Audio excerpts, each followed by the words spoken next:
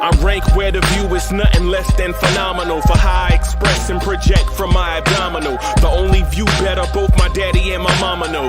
No living parents, my sons give me balance. My wife is my serenity, this mic is my identity. The world is foul enough, that's why I write without obscenities. Provoking danger with broken language and spoken anguish. Begging to get hurt, why would you ask to go through changes? Yes, Lord, life's a chessboard, master the angles. Control the tempo, be the one who holds the info. Acknowledge is just as deadly as machete swings. When spoken, the truth is as potent as that Medellin. While others swear the style is free, I just let it ring. Our time is undervalued, soldiers make us better kings. My fans on my shoulder, reaching after better things. Today I take the shot, for them I'd rather set the screen. My mama told me follow my dreams. My daddy told me get it by any means. Stand tall, make him bow to a king. But I've evolved, you can see the resolve. Look in my eyes when you speaking to God. Life and for those who be caught up in using what I was called with the muse. I guess they call it proving I'm more than an artist. Penciling out my darkest while stenciling out a harvest. And storing what gets me from A to B, just like garages. Instrumental with collages. Envision what I've been drawing. Broadway to give you rhythm like the great Lena Horne. So bent on, found comfort in the storm. Find peace and on when you see them others perform. Organized chaos, outcast it like hey ya. Every time I hear that joint, I get fired up. Let's go. Good morning. Good morning. Welcome to the Knicks Morning Drive. I'm your man, Uncle Freezy. What's good? What's good, party people? Yes, I'm excited and hyped. Yes, I am excited and hyped. Welcome to the Knicks Morning Drive. Hey, I saw y'all waiting on me, man, and I apologize. What I wanted to do, Jay Boogie sent me a track, and I was trying to get it to play as the intro, and it bugged up the system. And not his track, but something happened here. And it trust me, I was waiting on y'all. Trust. So, but anyway, good morning, man. I'm glad to see y'all. Y'all can't hear me? Can y'all hear me? Can y'all hear me? Man, Charles said he can't hear me. You can't hear me? You need for me to talk louder. Is that what's going on? Can everybody hear me good? I think I'm pretty good. Let me see. Let me check some levels here. What's good? What's good? Man, I'm so excited about what happened last night. Adele Chapman was good. Sherwin M. was good. Julian Blum was good. Delano Steele was good.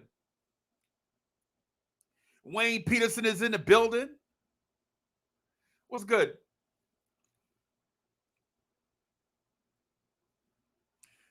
Jabino was good. I see y'all, man. I'm so excited to be here, man. Finally, we got some stuff to talk about, man. I got some stuff prepared.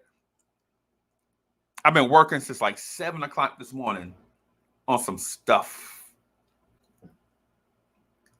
But first, let me ask you, Knicks fans. Allow me to ask you a question, Knicks fans. Are you not entertained? Let's go. Are you not entertained by what you saw last night? Right? What's good? What's good? Are you not entertained? Are you not excited? Are you not excited about what you saw last night?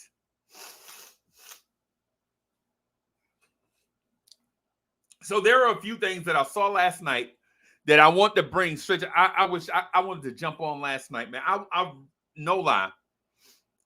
So we did some freezy time last night, but we didn't really get into the nitty-gritty. You know, Freezy time is so casual. It's like we just, you know, hanging out or whatever. That's Freezy time.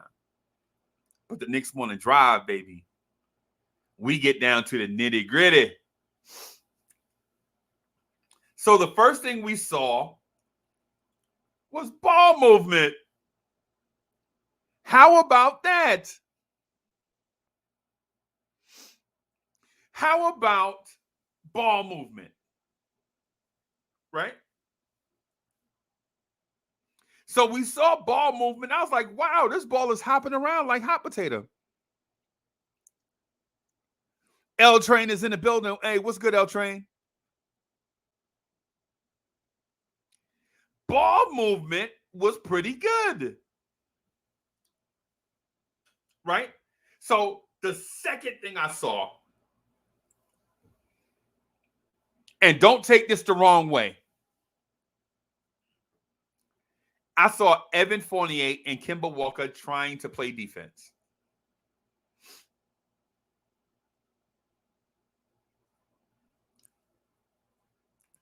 I saw Evan Fournier and Kemba Walker trying to play defense. Now, Evan Fournier actually looked pretty good.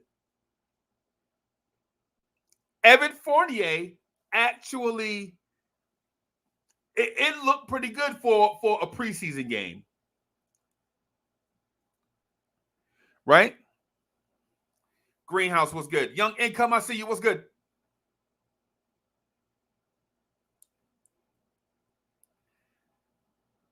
I saw some things last night that I'm excited about defensively. And I saw some things last night that concerned me defensively. So first of all, before we get into comparing this year's defense to last year's defense, I think last year we gave up 105 points a game. Yesterday we gave up 104 in a preseason game. And I know that's not really a fair barometer, but that's all we have to go by right now. A random NBA fan said, oh, y'all beat up on the Pacers. The Pacers was hurt. Nah, bro. The Knicks were hurt. We missed Mitch last night and Nerlens Noel. And their all-star, I think he was an all-star. I think Sabonis played. I think Sabonis was all-star. I don't know. But he's all-star caliber. How about that? Miles Turner played. Justin Holiday played. Malcolm Brogdon played. Lamb played. Duarte played like his life was dependent on it. That dude, Chris Duarte, played hard. He was like the cable guy out there.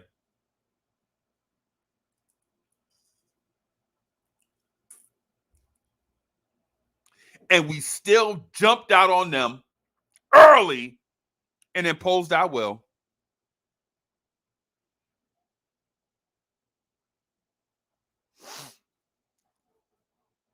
The thing that I liked about this game, Rich Boy, what's good? Bodega Wi-Fi's in the building. Worldwide L's in the building. What's good? The thing that I liked about this game early on is we jumped on the Pacers and imposed our will early. And what I tell people, what I told people probably a couple of weeks ago, G-Man for Sergeant Knicks, aka G-Man for Life, was by my side when I said it. And he may not have agreed, but he understood where I was coming from. Tom Thibodeau coaches every game as if it's game 7. Every game. CWC, what's good?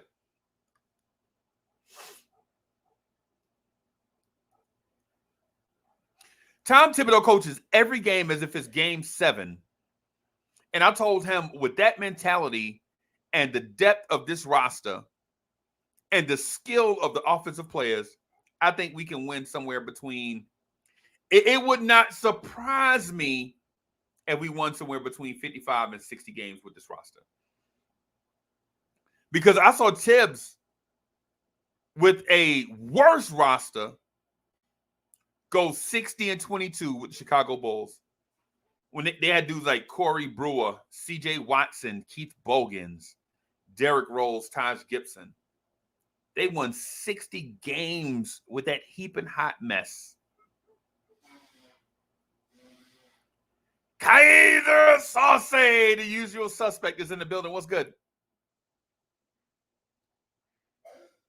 Tom Thibodeau, as long as I can remember, whether head coach or assistant coach, has never had this many offensive weapons at his disposal. Ever. Ever. I don't care if you talk about T-Mac and Yao Ming, when he was an assistant with the Houston Rockets. I don't care if you're talking about Ray Allen, Paul Pierce, when he was assistant with the Boston Celtics. Tom Thibodeau has never had offensive weapons 1 through 4 and 3 on a bench waiting to get in.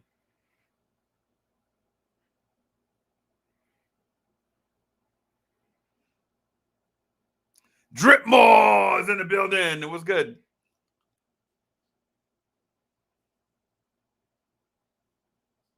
Tibbs has offensive firepower at his disposal. But I want to get to the two things about the defense that I saw and the one that was concerning.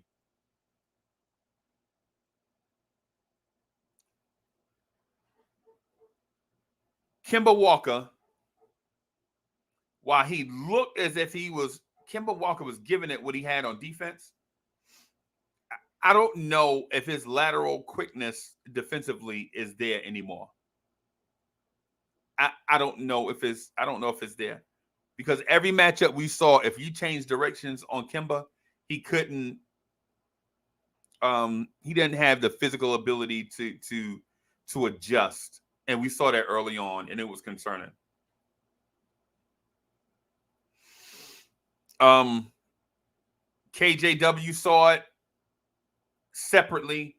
G-Man for Life saw it separately, and I saw it separately. And once we all got together to talk about it, we all noticed the same thing.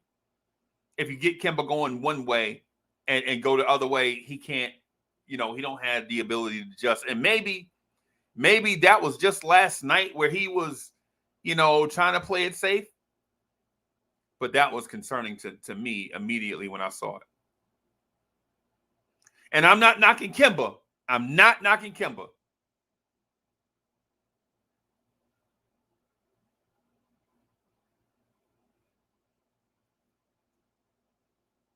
I'm not knocking Kemba. I'm not knocking Kemba. That's not a knock. It's just something that I saw. The second thing I saw is Jericho Sims is not quite a rim protector yet.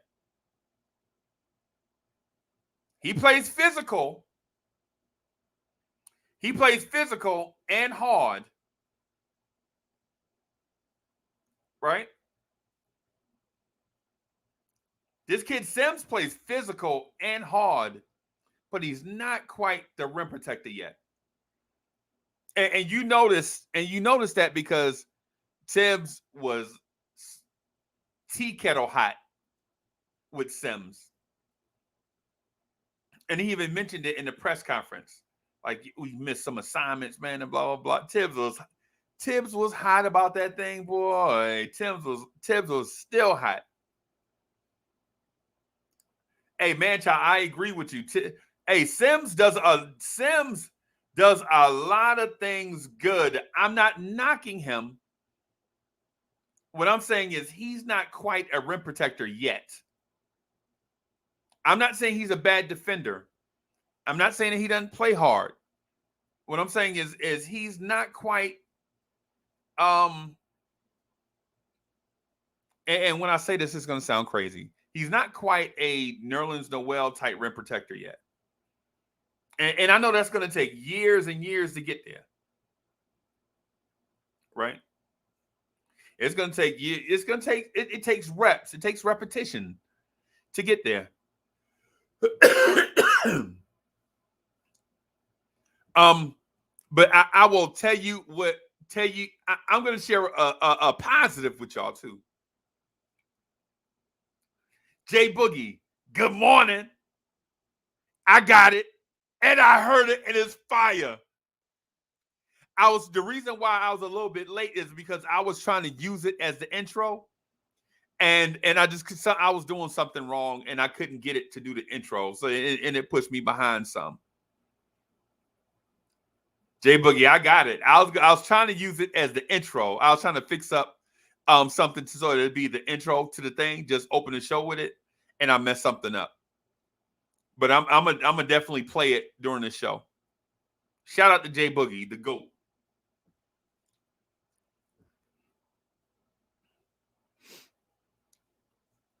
Rafael Diaz was good. So I got something I want to share with y'all.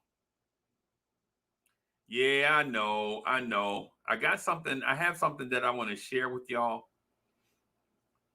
And it was a little something else that was a little concerning. Man, listen, I'm so excited about how the team looked, bro. Listen.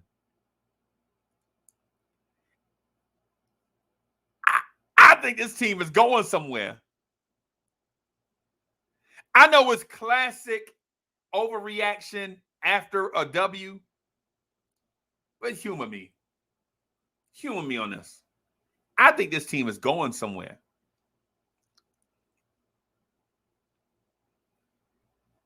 I think this team is going somewhere. I don't know where. I think this team is going somewhere. Right?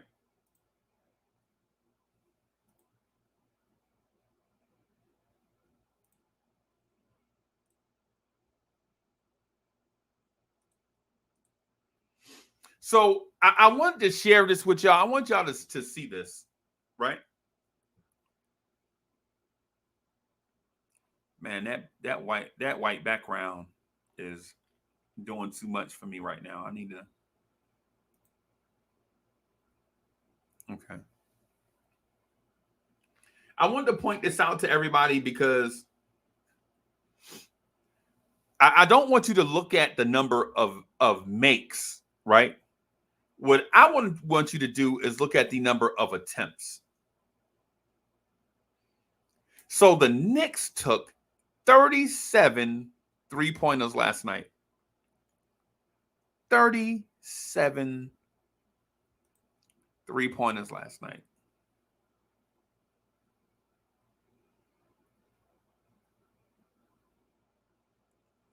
"37 3-pointers."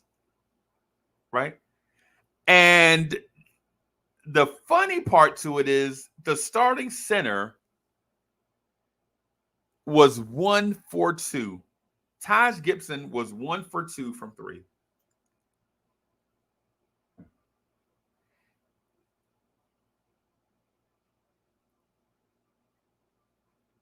Right? The starters took 22 threes in limited action. And when I saw that,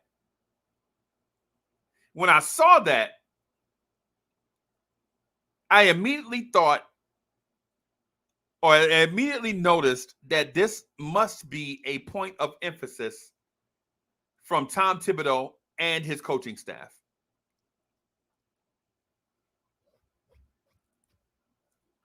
The fact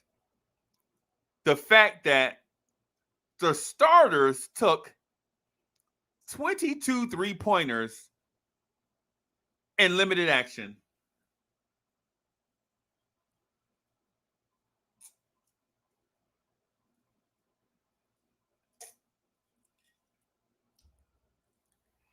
And I heard, and as I watched the MSG post game, it was either Han or Wally or whoever, somebody pointed out that, that's about league average and blah, blah, blah. And what I want Knicks fans to realize is, so what? See, the things that are polarizing to us are not things that are league average. See, because we are not league average defensively, right? We're top percentile defensively, right? And what does that have to do with 3-pointers, Uncle Freezy? I know. Let me finish. Let me finish. All right. Also, in terms of possession and pace of play, our team is not league average in the other direction. Pace of play, we were slow, right? So to see that the Knicks are hunting 3-point shots in the half court is a positive, right? Is a positive, right? Now, here is what is concerning. The quality of 3-point looks that the Knicks got last night differed from starters to the bench. That corner three that Obi launched with like 8 seconds left on the shot clock, that was a bad three. That was Obi launched a corner three with his hand in his face with like 8 seconds left on the shot clock. That was a bad three. Quickly shot a brick that looked so awful that I was almost embarrassed. Right? And aside from Alec Burks, who I believe was 2 for 3 from 3, nobody else on the bench hit a 3-point shot. Aside from Alec Burks, think about what I'm saying. Aside from one person,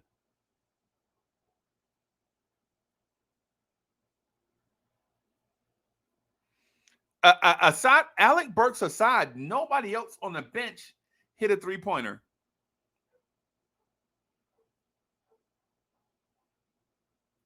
That concerned me some, right? During the game, I was like, okay.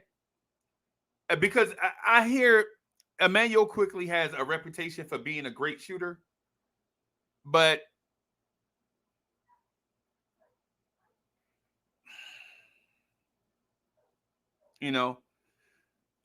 Knox, you can't have a reputation as a great 3-point shooter and shoot air balls. Right? Overall, I'm super excited, right? Because for the first time in a long time,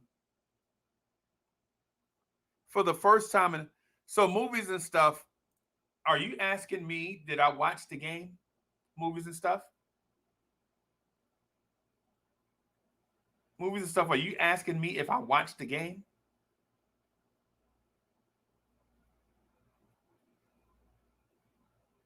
I don't know. I don't even know what direction you're going in with that.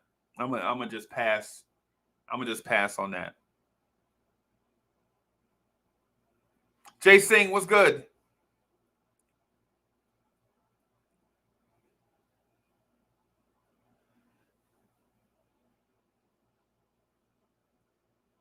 So the OB3 with the hand in his face, I wasn't really feeling that. So the bench not being able to knock down threes at a decent clip, and I don't mean, like 40% or even 35%. You would expect some, a home game, first preseason game, legs are fresh. The Pacers really didn't have, guys out there that you expect them to have out there. You would expect some shots for us to fall, but overall, one thing I was super excited about, right? The one thing I guess I'm super excited about is that the Knicks got out to a big lead and we kept it. That's another thing I'm excited about. Soul Finger, what's good? What's good? So lastly, the Knicks got out to a huge lead. It wasn't a big lead at half, but it was decent. It was a decent lead. The lead grew in the third quarter, and we didn't relinquish the lead. That was surprising to me. That there was no moment where you felt like, oh boy, we in trouble.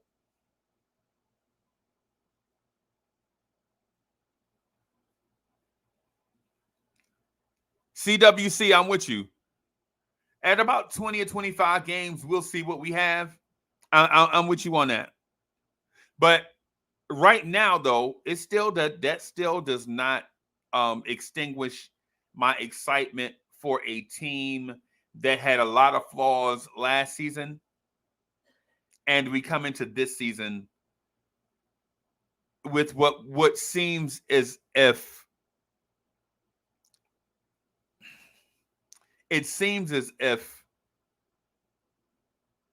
that we recognize deficiencies and try to fix them.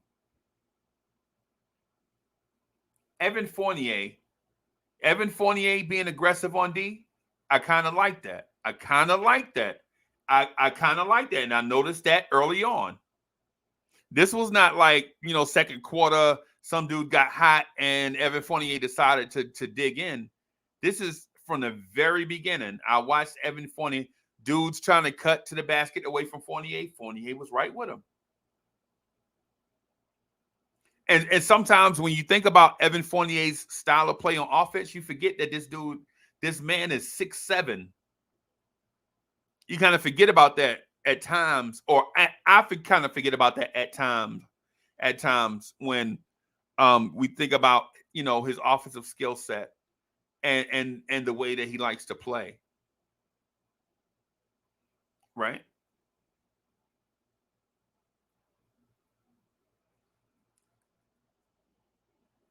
So the starters being 9 of 22 from 3, that's impressive. So 41% from 3 is very impressive. The bench being 2 for 15.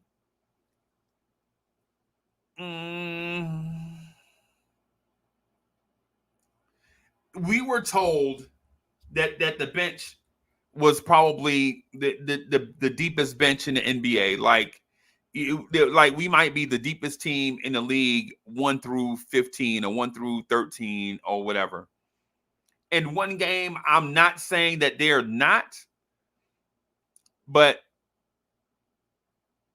this shooting does have to, and a lot of that does have to do with Derrick Rose really not, but it's one game. It's one game.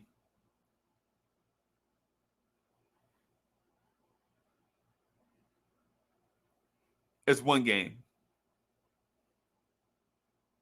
Let me open up this thing. I want to see what my people think. I'm gonna throw my joint in the chat.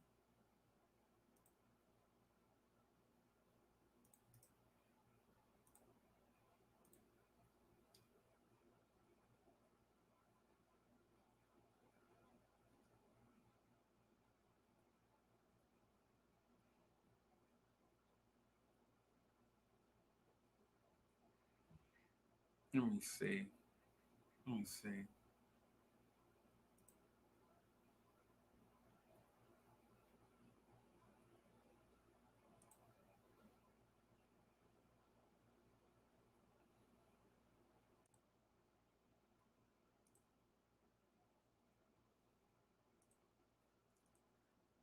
Just tightening up something here real quick. Hey, there he is. How you doing this morning?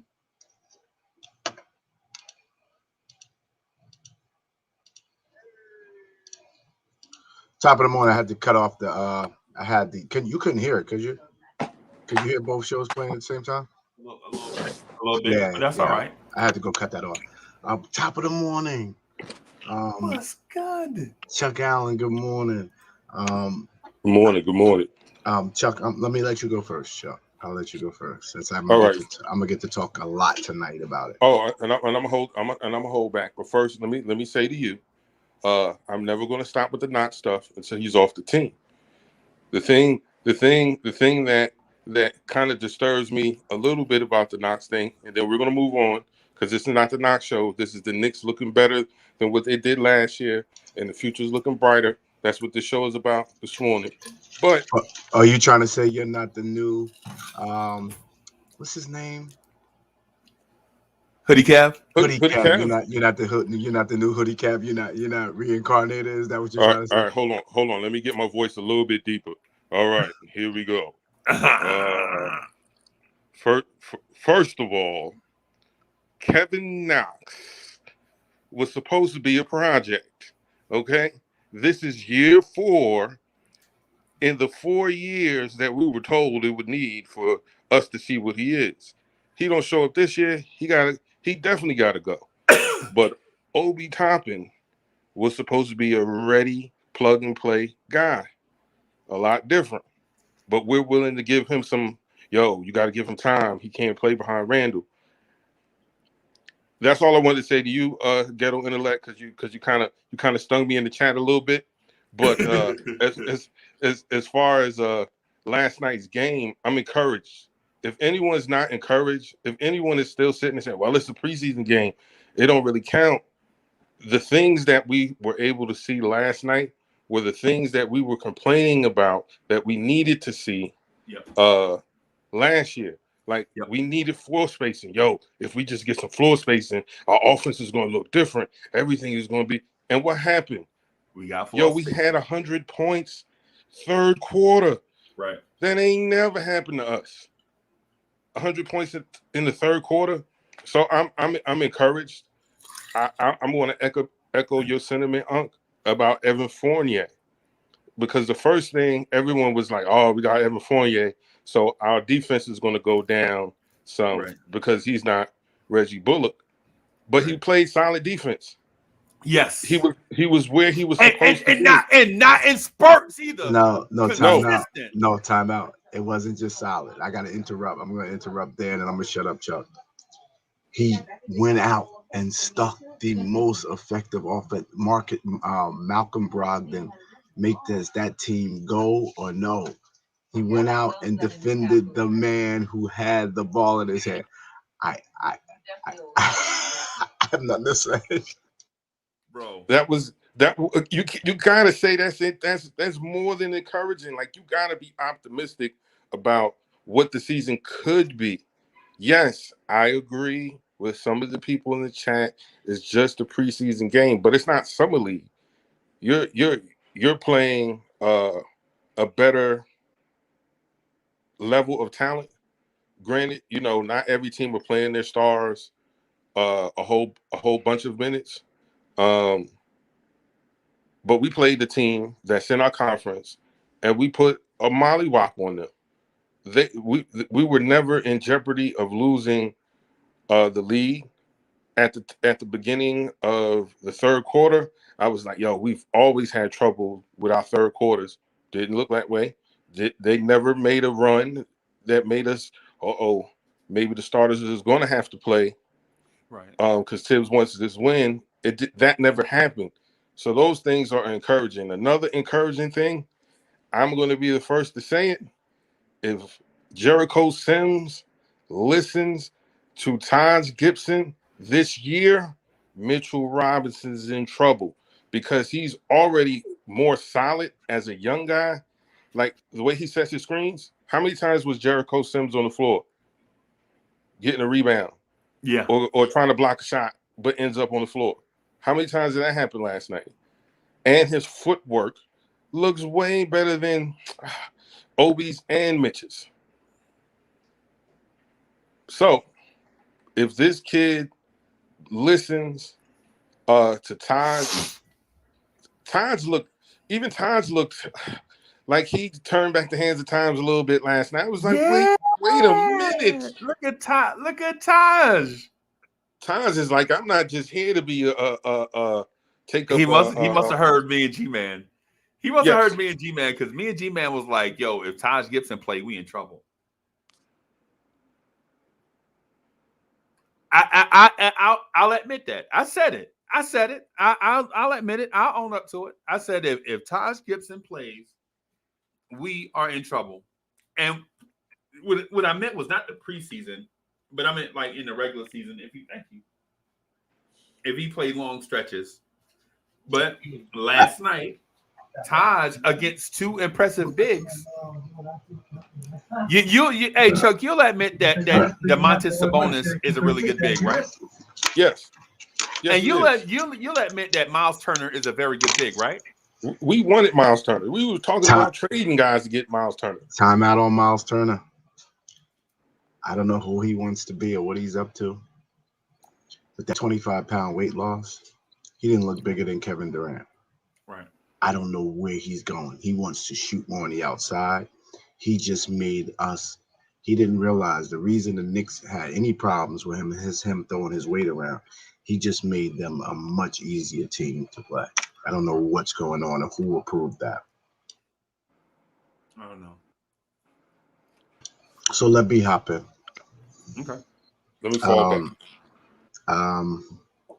And I won't be long because I got to save some good stuff for tonight. 7:30. Knicks freestyle. We suited and booted again. Preseason is here. Please make sure we text Free Keith Freezy. Suited and booted. The guard play I was worried about because I said how was Kimba and Rose going to coexist. Well, they took care of some of that in training camp, and then they went out last night and put the proof to the pudding. We have no problem on who was going to play point guard. And we want quickly in the mix. We can all slide, move around. And that was fluid. The most impressive thing last night, though, because we talk about how Julius is going to get better. We released probably our biggest threat last night, our biggest playoff play. This two-man game with Evan Fournier and Julius Randle, it may go down as the greatest play with the greatest two players in the history of the Knicks. I'm on record, and I'm going to double down tonight. They right side of the floor. That means Julius now can go left, so you can't cheat on his left. And they're passing the ball, cutting for each other, and it looks like Julius is going to get a layup. The other man comes and Fournier is just shooting wide open shots from the corner. It started from the elbow and proceeded to push its way down with 4 or 5 options off 2 players. And 2 players that no team in the NBA wants to deal with. Evan Fournier, who is an elite Olympian, who proves that he can play with anybody night in, night out. And Julius Randle is an all-pro. I could not believe what I saw last night. Now, Freezy brought me back down to earth, and it lets me know that the bench didn't shoot so well, and that's important. So thank you, Freeze. First, I thought you were being a little critical, and then when I kept thinking about it, I said, no, somebody in the chat. I didn't catch the name. I apologize. We'd like to give the props to the comments.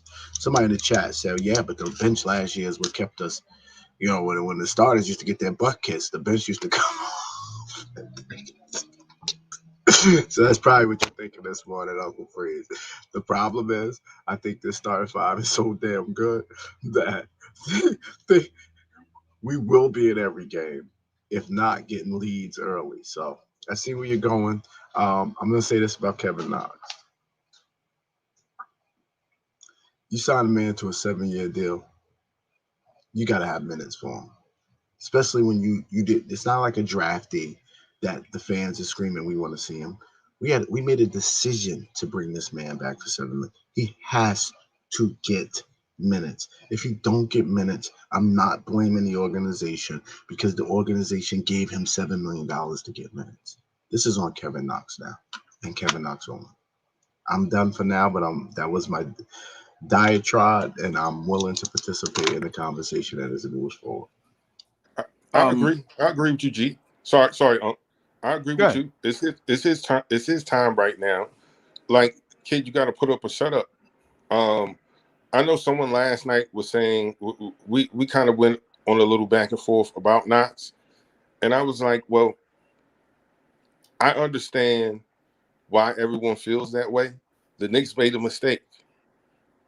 They were trying to replace Carmelo Anthony, and instead of taking the safer picks in one of the bridges, they tried to swing for the fences and take a kid that was supposed to have tremendous upside. Because someone was saying last night, oh, we should have took MPJ. I was like, we shouldn't have took MPJ or Kevin Knox at that position, because one guy had a debilitating back issue that was having surgery, and a kid that was unproven in the eyes of many, because no one had him going that high until the Knicks started talking about him. We can't change history. Knox has to play better. If they're giving out $7 million to sit on the bench, sign me up. Right. Sign me up. I want that deal. Someone on the second unit is going to have to play some defense. It can't just fall on. How do you like? You didn't like McBride? Yes, I did. Okay. Yes, I did. His defense was tenacious. I was like, okay, look at the young guy. He is trying to make a name for himself. He trying to make a name for himself. He ain't getting no minutes. But that might raise an eyebrow or two. Like, oh, okay, well, let me see what he can do in this amount of time. Because I think that's what Tibbs does with the young guys. Let me see if they can handle this. Okay, they can handle this. Let me see if they can handle that. And that progresses in minutes. IQ, we didn't think he was going to play. Tibbs don't play rookies. He lit it up. Summer League, played well preseason. He got his minutes, and he did what he did in the minutes that he was given. When he wasn't producing, Tibbs sat him. Same thing with Obi. Only thing that I'm concerned about with Obi is his defense a little. I think you can tell that it was some improvement, but he's still not, right. And I'm not saying trade him, get rid of him. You got him. Work with him. He's just stiff in the hips. Pause. Like, in my opinion, like he's just it's not fluid, and I don't understand because he's such a tremendous athlete. Right. Like how are you not as agile on defense? Overall, what I took away from last night's game, preseason game, was that the possibilities are endless to what this team is going to be able to do. I remember texting my brother in the middle of the game, and I was like, yo, people saying we're crazy. Some of the fans are crazy for thinking 55, 56, 60 games. I don't know. If this continues, if we can build upon this, if we can, okay, this is what we did well. Let's keep working on this to where these things are second nature, because I believe basketball is more mental than it is physical. Because when you start doing things second nature and you're not thinking about it, the plays will move more fluidly. Guys are cutting. Guys were trying to make themselves available. They're not just going through the motions. That part encouraged me the most. Like they're not just trying. Like they're trying to get to their spots. They're moving. I'm encouraged. If anybody else isn't encouraged, I don't know what to say. Right. So the thing is with the game last night is I think we got the result that we wanted. We just got it in a different way. Right? See, last year we would have held this team to 105, but they would have been like the first team to 100 win. So if they would have got to us, if they would have got to 100 first, they could have beat us like 111, 105, or 105, 99 or something like that. 105, 102, something like that. Last year, teams were like the first team to 100 wins. Because if you get out to a big lead against the Knicks late, like third, fourth quarter, they can't catch up because they don't have the firepower from multiple sources to be consistent enough to put up points. So if you get out to a big lead, and if RJ's not hitting and it's all Julius Randle, you can beat the Knicks. Yesterday, we held. Now, mind you, we lost supposedly defensive guys or whatever. Listen, I'm not going to knock guys with a defensive reputation with numbers and statistics. I can, but I choose not to because I don't see where it's relevant to this conversation. Right? Jay Boogie, what's good? Can you hear us? Good morning to you, great men. Good morning to you. Good morning. And it's another good morning. GI is out this morning too. Look at him, man. Look at his professionalism, man. You need to open up a professional look class. For real. Yeah, man. Look at you, man. Salute to everybody in the chat, man. Beautiful morning, man. Hope everybody feeling blessful and great today, man. Coming off a historical night, you know what I'm saying? Man, bless everybody, man. Free Capital Essence, salute, and the great Freezy himself, you know what I'm saying? And my man hanging around with us right now. I really can't see that. He got his board up. I can't see that, but salute to you, my brother. Chuck Allen, yeah, man. Chuck Allen, that's our guy. Chuck, thank you, Chuck. How you doing, Chuck? Salute, big bro. Salute. Man, I listened to that track at work. And boy, oh boy, I was like, man, listen, you did your thing, bro. You did your thing. I love it, bro. I already played it like 10 or 12 times already. No. I'm talking about personally now. I ain't played it on the show yet. I ain't happy to hear that. I ain't played it on the show yet. I was trying to use it to as the intro, and I did something wrong. I don't know what I did, but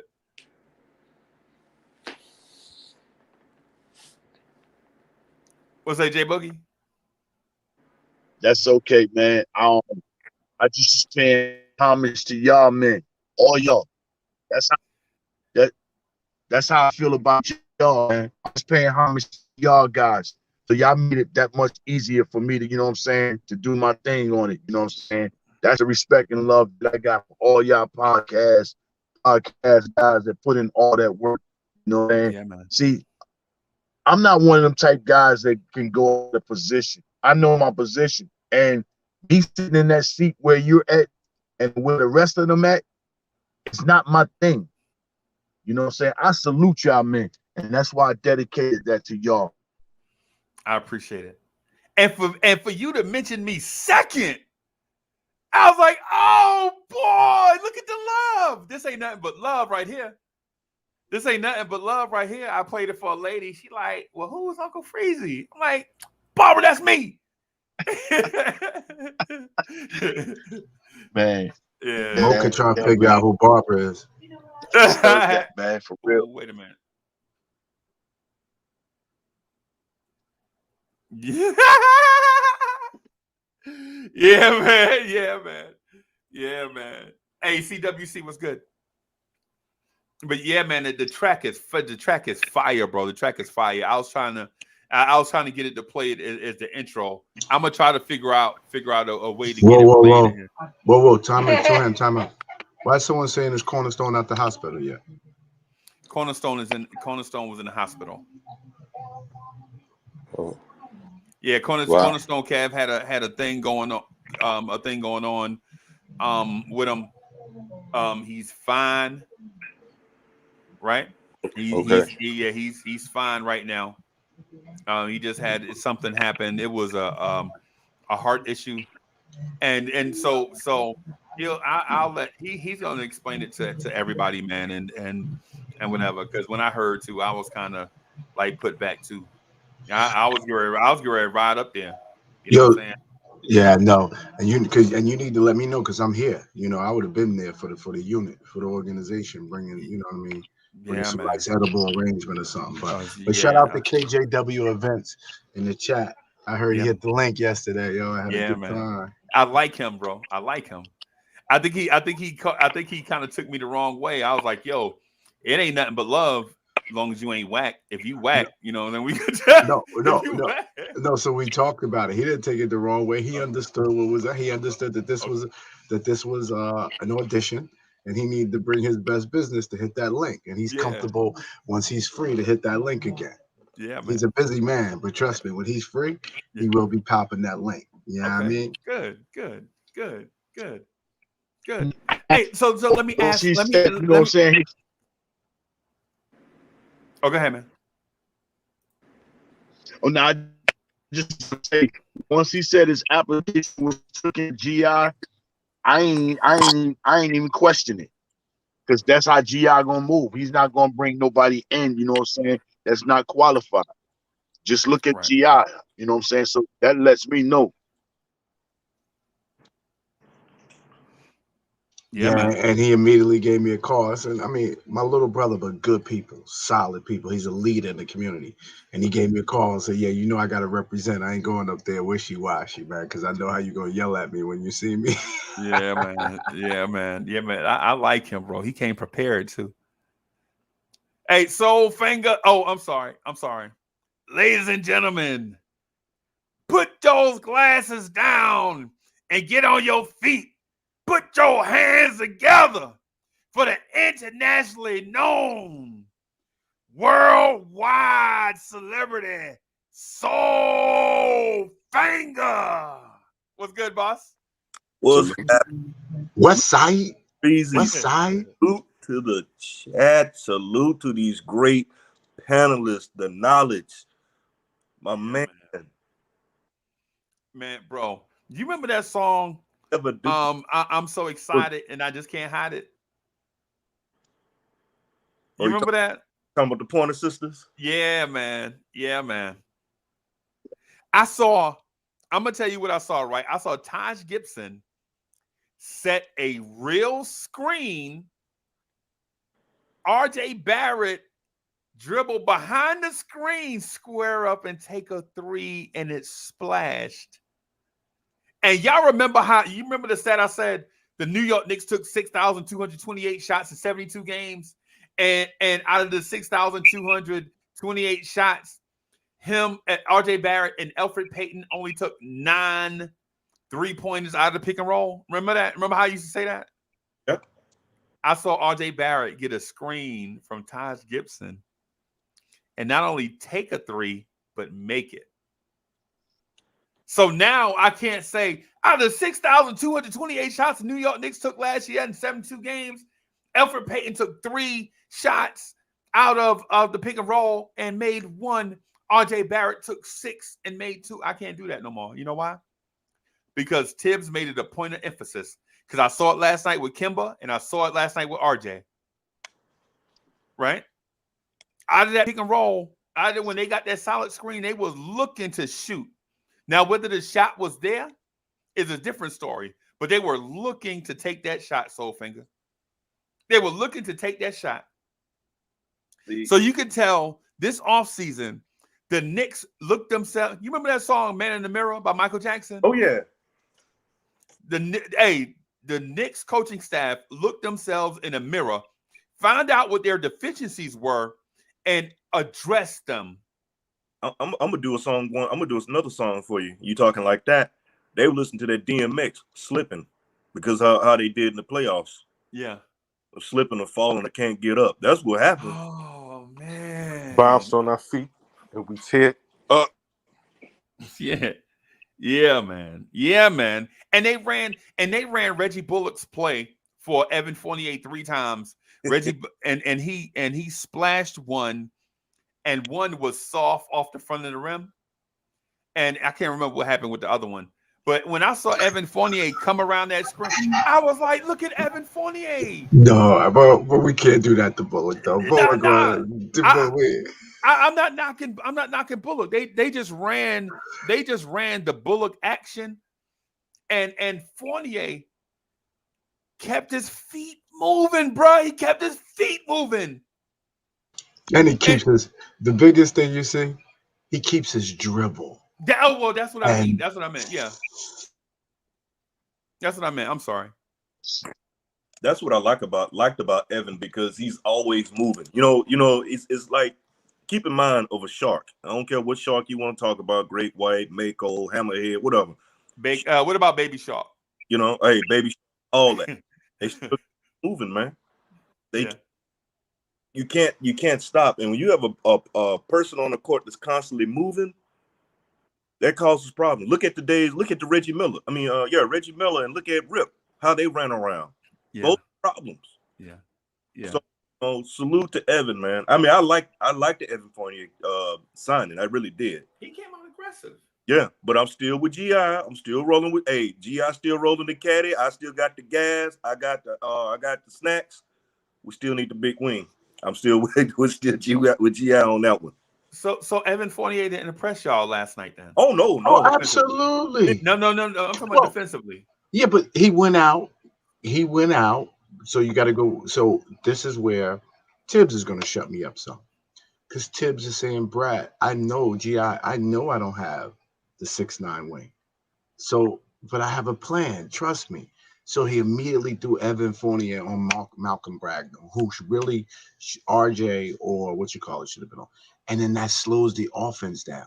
So, and they didn't have TJ Warren either. He didn't play last night. Very important. I'm curious what that dynamic would have, because RJ would have had his hands full there, because you're still throwing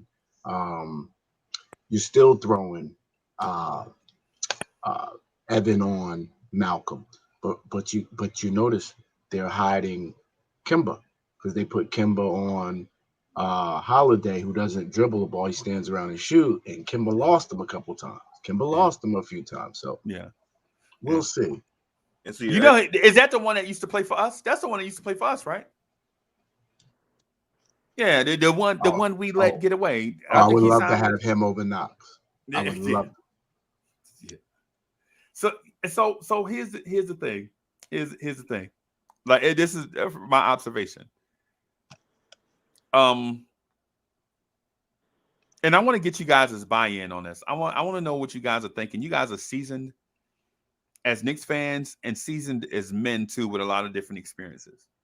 And so I'm going to ask you this, not as just a Knicks fan per se, but as experienced basketball men, right? And y'all have been in situations where you have to establish something, right? You know how things go one way and you don't want it to be that way no more, and you want to change a certain way, and you got to kind of stick to what you think is best for yourself going forward. Were you guys upset that Tom Thibodeau, though he played 14 players played last night, were y'all upset that he chose to continue to establish the culture of winning over developing young guys? Like did it frustrate you that instead of him getting the young guys precious NBA minutes to help them develop their game, that he kept his foot on the throttle and want to hammer it home that his basketball team is going to be a 48-minute team, and that they're going to go balls to the wall for all 48 minutes, because that's how you win in the league? What's y'all take on that? I would say, go ahead, J Book. You talking about from last night? Yes. Kimball Walker said it best. If you listen to you know what I'm saying, the after game interview. Kimmel said, we gonna play hard. And we've been going hard in practice. We could not wait to get out and play somebody else. What that's saying is it's a hard competition, playoff type practices going on inside our organization. With that, I'm happy that he's playing them guys. He played them guys like that last night. We only got 4 games to get everybody up to par. You know what I'm saying? You got to build that chemistry. You know what I'm saying? If he don't play them guys, then we're not talking about how good. I mean, GI is not talking about how good Evan and Julius tandem can become. He must go ahead and play them guys because we only got 3 more games now. We're looking to get a jump start. And I love, you know what I'm saying, he's mashing the gas early to let people know we're not playing. I'm going to do what I got to do. Yeah, I know we deep. You guys going to get out there on that floor and play. And if you can't play because you're injured, I got these other guys because of practice. They're ready to go. You know what I'm saying? So I love what he did last night, mashing the gas early and setting the tone to letting them know game 1 of the season, Boston, we're going to be ready to knock your head off, man. And that's what I got last night. Okay. I'm curious. Oh, go ahead, Chuck. You did the first. I'm just going to echo Jay Boog's sentiment. My drill sergeant had a saying called prior planning prevents piss poor performance. So if you're practicing a certain way, and then when it's time for the game, regardless if it's a preseason game or not, you're playing at optimal playing potential, that only carries on into the regular season. You've already been accustomed to playing those type of minutes, playing that hard within those type of minutes, so that it can carry on. Like Tibbs has his lineup. He brought back that second unit. All of those guys are making at least $10 million. Alec Burks, Derrick Rose, Noel. So those guys have their spots solidified coming off the bench. Maybe Noel might, start. But okay. That has already been set. The young guys have to impress in practice to get those consistent minutes. I don't think he's trying to see what he has in guys. I think he already knows. And so he's trying to, like Jay Boog says, continue that chemistry, keep that chemistry flowing, or at least establish it rather, so that in the beginning, at the beginning of the season, we're the team that gets off to the fast start and not still trying to figure it out. That's my piece. Okay. I only have one concern about the minutes, because you don't even see Mitchell Robinson and Nolan's Noel in here. So that takes away Todd Gibson and Jericho Sims minutes. So at least guys played in those spots, and they'll be very close to that. So Todd isn't going to play a lot of minutes. My only concern is how do I get, because you see RJ consistently played 30 last year plus. That's going to be RJ's number, 25. Yesterday is what I truly think that is what the rotation is going to look like yesterday, minus Todd Gibson and Jericho Sims. How do I get Obi up to 16, 17 minutes and get Randall down to 28? That's what, and I'm going to write this down because I think that's what I'm going to lob the free Keith tonight and hear what he has to say about it. But that, I think, is the only part of the rotation we should be concerned about. How do we get Randall down to 26, 27 a night? And I believe that minus 3 minutes is going to make him a more efficient player and get Obi more minutes to start to propel him into the future leader for this team. I think that's the only question I have. So what you think, Soulfinger? First I'm gonna work it a little bit backwards. I'm gonna start with piggyback off of what G.I. said. Now I gotta agree with G.I. when it comes to that. You looking at these minutes, I would like to see Randall's minutes go down for sure. I'm still believing in that.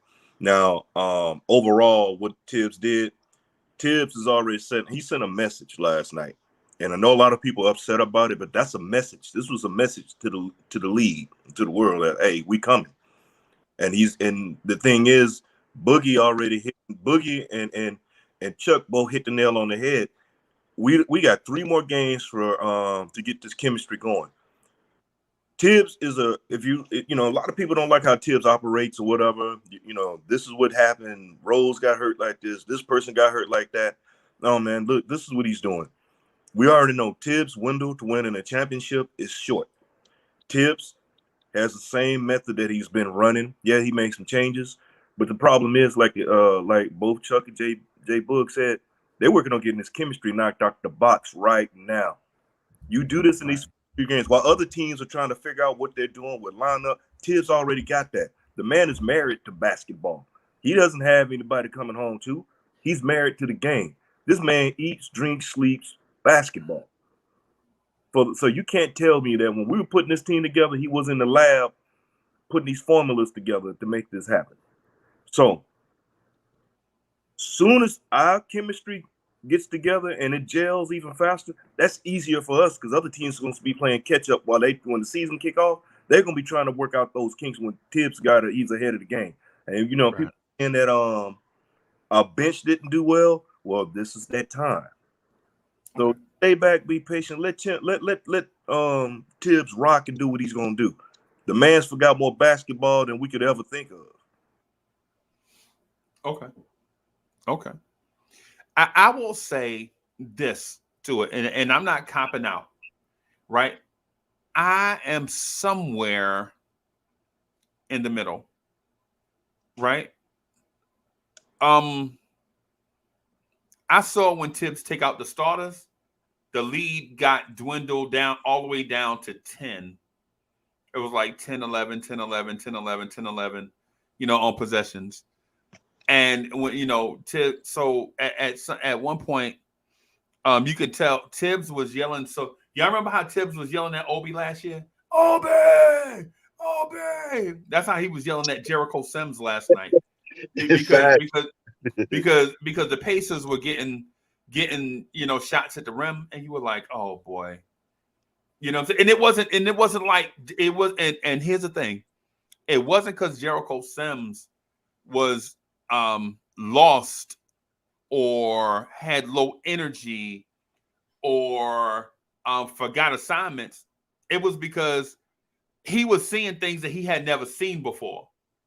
You could tell. Right. You could tell. So in the moment, you could tell that Jericho Sims just needed those minutes. Right? He needed those minutes. Now here's the other thing too. I got ESPN playing in my ear. Hold on, I'm sorry, y'all. And here's the thing. I feel like the young guys need minutes. I don't feel like they needed minutes in this game. I fully value Tom Thibodeau's attempt to establish a winning culture. I believe every day that you wake up, every time you get in a contest, the objective should be to win at all costs. I feel like it should be damn the torpedoes. What are we saving torpedoes for? Why are we taking torpedoes home with us? Right? That's my take on that one thing. And so, the young guys didn't get the minutes that we wanted them to see. I wanted to see MJ Walker. Right? I didn't get the chance to see that. I'm sure I will see that. Other people want to see Quentin Grimes. Right? Others want to see, Miles McBride. We did get to see one of the rookies get 25 minutes though, and that rookie is Jericho Sims. Right? So basically, what I'm getting at is I'm kind of in the middle. I understand where he's coming from, and I appreciate that because prior Knicks coaches did not look to establish a culture of winning. They look to establish a culture of relevancy. I'm here to tell you, if you win a lot, you will be relevant, right? Other coaches just want to be relevant. Now, with that said, we can't be too frustrated with Tibbs because, man, for the love of Mike, he played 14 people. 14 people got minutes, bro. That is a lot of NBA minutes to go around. 14 players got minutes last night, right? And we all know that Tibbs ain't the type of cat to play 14 people. Tibbs is the type of cat to play 10 people, tops, right? And so the fact that Tibbs played 14 people, in my opinion, was a concession. The fact that he played Amir Sims over Dwayne Bacon makes me think, okay, Tibbs is conceding to the fans and the organization by letting other people play. Right? Now, did we get the results that we wanted? No. Because everything is not going to be a fairy tale ending. Right? I mean, we weren't going to blow out the Pacers and have all the rookies come in and score double digits. Right? I mean, we got to take this thing. We got to take this incremental progress that we get and be happy with it. Right?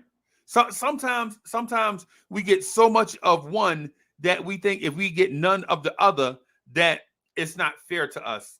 Now, I think what we got in game one was perfect for what we were looking for from Tibbs, right? Because as fans, we had a laundry list of things that we wanted, right? We wanted to see the offense share the ball. We wanted to see floor spacing. We wanted to see how our point guards did, right? We wanted to see our rookies and everything.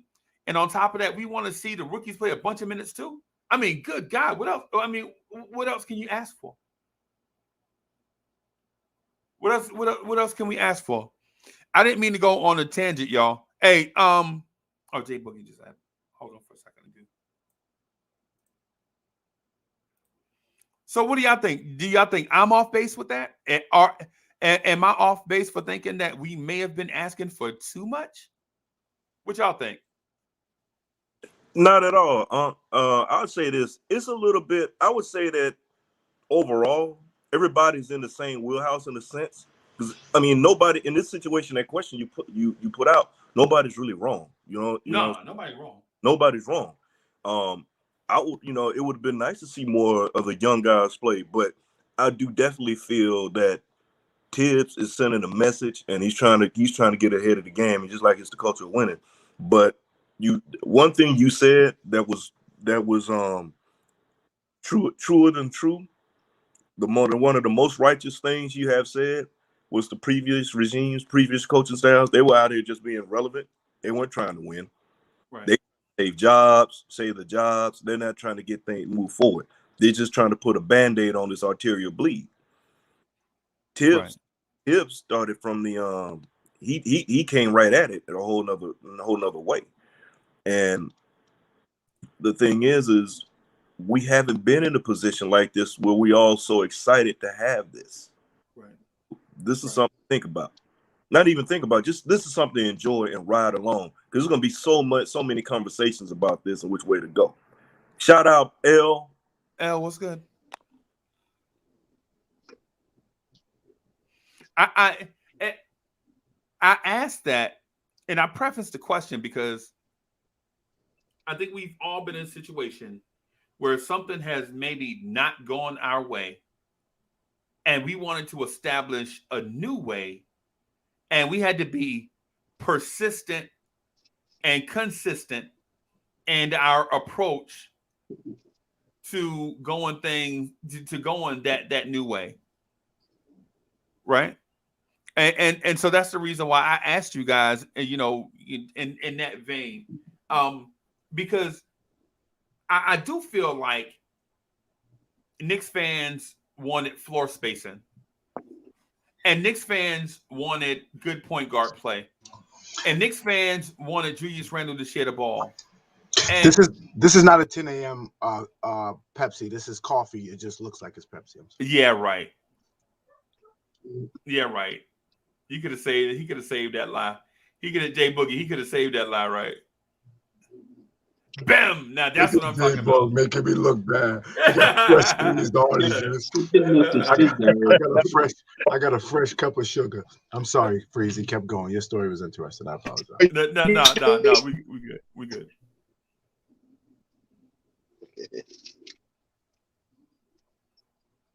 Subliminal 209, what's good? Marcus, what's good? We see you. Hey, Miss Geraldine, how you doing this morning? Forbes List Phil is in the building. What's good? That's our brother. What's good? Let me ask y'all this. How excited were y'all to see? Before I do that, let me ask y'all this. What Knicks player impressed y'all the most last night? L, who impressed you the most? First of all, let me say what's up to everybody that's in the building. GI, what's up, my brother? Chuck, Soulfinger. Every day of my life, I'm just podcasting. Jay Bugs in the building. You know, just podcasting. Every day of my life, I'm just podcasting. That joint fire, bro. That joint fire. I was like, my man called last night. I know y'all had the show. I was trying to. I couldn't stay up. I couldn't stay up. That's why I said, "Free." I don't know how y'all do it. I just couldn't hang around last night. But RJ was the one I was looking at the most. I wanted to see how he fared out in his new role, his new position. He was the only one that had to change out of everybody on the team. He's playing a new position. So I wanted to see how he fared out. How was the spacing on the floor? How he was going to be on the defensive end, like he's trying to be the two-way player. I seen in the beginning that who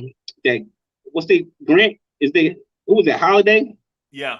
Holiday drove past him 2 times in the beginning of the game, but he corrected that. He fixed it, so he stopped having him do that. I looked at what Holiday used to play for us. Yeah, I know. Okay. I know. Time with the Bulls. I like Holiday when he was with the Knicks.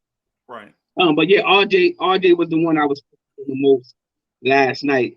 Because I wanted to see how he was gonna fare his new position. And I wanted to see how he was gonna fare with having the Kimber running the point and Fournier out there. For me, he get an A+ all the way around the board for me from RJ. What? Mm-hmm. I'm an RJ fan, but I ain't gonna tell you no lie. He's our next superstar. So his development is so key to us, and what we need is a Knicks team because he's our superstar. Right. He is. He's our superstar. He's going to be the superstar of the team. Julius is going to have to defer to him. Not this year, but next year is going to be RJ's team. Yeah, man. So Gi, who impressed you the most last night? Clearly for me, a healthy Kemba Walker. Now, it does bug me a tad bit that we have to hide him on defense, and I don't know that we can hide him every night. Right. But just to see a guard work the ball like that, and let me tell you what Julius didn't do one time, which he did to my son Elf P every time. So to see him not do it at all, let you know that something is happening. Julius ran his he ran his tail up the court. Didn't look for the ball. Went down to the block. Posted a smaller player up. Yep. Efficiency. So Kemba is going to make us some more. I seen Kemba know where Evan was going to be. Evan did some cut and then ended at the top of the key. Kemba did some fake jump pass and threw it to the top of the key. Evan ran right under the ball, popped the three. The Reggie Bullock play. Yep, I got you. I just saw motion. I saw spacing, and I'm giving Kemba the props for that. Yeah, let me do something real quick. So we talked about Cornerstone Kev and how much we love and appreciate Cornerstone Kev, right? How much, you know what I'm saying? How much, we love Kev being around, how Frank is trash, you know what I'm saying? How come Thursday evening, I'm gonna hijack Cornerstone Kev's seat on the pod couple and talk about. I'm just trolling. I'm just trolling. Our guy, here he is, everybody. Ladies and gentlemen, introducing Lawrence Tears family member, Cornerstone Kev. What's good? Yo, what is going on? What's up, man? What's happening? What is Yo, going glad, on? How's glad to everybody see you doing, back, man? man. Man, Yeah, how you doing? man. Hey, How I'm you doing doing? great, man. Doing great. Before I get started with anything, I just want y'all to know I love each and every one of y'all, man. Y'all have been great towards me, man. I felt all your prayers and everything, all the good vibes and everything. I love y'all. I love y'all. I love y'all. I can't say it enough. Y'all can talk about Frank Ntilikina all you want. I don't give a darn. You know what I'm saying? I love y'all. All right. I just want y'all to know that. You know, wherever you go, wherever you at, just know that Cornerstone Kev loves each and every one of y'all, man. Bro, That's all I got to say. Did you get that fried chicken and Newport package? No, I did not. No, I did not. Okay. Sure as hell did. With a side of Pepsi. With a side of Pepsi. Yeah. you know, Kev, you know they say, hey, yo, man, I don't drink Pepsi, man. I drink Coke, man. I'm a Coke man. Kev, you know they say the groove is in the heart. Groove is in the heart. That's they right. Say the groove is in the heart, man. That's right. And who's playing the bass on that? Groove is in the heart. That's right. That's right. And what does Bootsy bring? Bootsy brings that funk, man. Yeah. Bootsy brings that funk. How's everybody doing, man? I'm doing good. I came home yesterday. If anybody doesn't know, I had 2 blockages on that was discovered on Monday. So they immediately once I took a stress test first, and when I can only do about 15 minutes on the treadmill, that's a problem. So they did the scanning and everything and saw that there were a couple of blockages. So after I went for the stress test, I immediately went for a catheterization, and I'm feeling better, man. I'm feeling good. I urge everyone. Did the dude put on a blue glove and make you sing Moon River? Come on now. What does that have to do with the heart? Moon River. Your anatomy is off. The heart is here. The thing you're talking about is back there. It's wrong. I got one request, Kev, before. I see you must be, what are you down? 10, 15 right now? Yeah. What do you 15 pounds. You look like you lost weight. Just a little, yeah. It's that hospital food, man. Yeah, everything. Yeah, good. Keep it down. You don't know. I mean, I'm no saint and everything. I was craving for a quarter pounder with cheese. That's what I was craving for. I'm not gonna lie. I was craving for a quarter pounder with cheese. I thought when he put that blue glove on, when he popped that blue glove, I think that's what had you lose weight. That is your prostate. That's what they do that for. Not your heart. But yeah, once they got that cleared up, and there's my man Jay freaking Boogie, man. What is going on with yourself, man? He's hiding. Why are you hiding? You Jay Boogie never hides. Yeah, no, Jay Boogie never hides. But yeah, so when they took care of that, they put 2 stents in me, and then came home yesterday. So good, man. Good. I'm getting my rest and everything. They can't keep me down. I'm out of work until next Tuesday. And here's the other dude. Good morning, everybody. Good morning. So I'm out until next Tuesday. So that's about it. Man. So you could do our paperwork while you at home. I'll do everybody's paperwork except for Ghetto Intellect, because I'm gonna mess up somebody's accountant stuff. I'm not going to be responsible for that. I'll do everybody else's paperwork. I'm gonna let AD get at you, but I do have a position for your co-host. I've been waiting to see you on the co-host, so I saw you first. But you ain't got to see him. You ain't got to see that troll. Oh no, that's what I said. I'm gonna let you have it. You know he a troll because of that beard and everything. He Billy Goat Gruff. That's what he is, man. Wow. That's his name, Billy Goat Gruff. I hope he comes on. He's gonna get on me because he had texted me. I didn't get a chance to text him, so I got text him. So let me do something real quick. So, ladies and gentlemen, it's introducing the star of Old School Knicks, a man so knowledgeable and smooth that he requires no chaser. Ladies and gentlemen, introducing Anthony D. Good morning, sir. And he's got the Hey, what a watch! What a watch! What a watch! That's what I want to see. What a watch! What a watch! I wanted to jump on real quick to salute y'all and to tell my little bro Kev, take your health seriously, my brother. And I'm glad that you're still with us, fam. Yes, so sir. Stop eating them damn Big Macs and quarter pounders and all of that. Yeah, well, let's get it real now. Let's get it real. It's quarter pounders because I don't like that special sauce in the Big Mac, so it's always quarter pounder. So I stop that. I stop. Absolutely. I'm gonna jump back on in a few. I want to just quickly just say good morning to y'all, but I'm gonna jump back on in a few. I'm gonna see y'all in a bit. Okay. You stop by the show on Friday. Stop by the show, AD. Yeah, man. We're gonna talk boxing Friday. We're gonna talk boxing for that fight Friday. Yeah. So going from being happy, I'm very pissed because Comcast took off. I sent you the link last night in the chat. I sent you the link. Yeah, which I appreciate it. I got it and everything, but I was trying to get it on that Cody thing on my Amazon click and everything, and that wasn't working to the bit. I can't go without a year that we're going to be very successful. I can't go without watching them this year. It's like everything's falling into place for us, and I can't watch it. You know what I'm saying?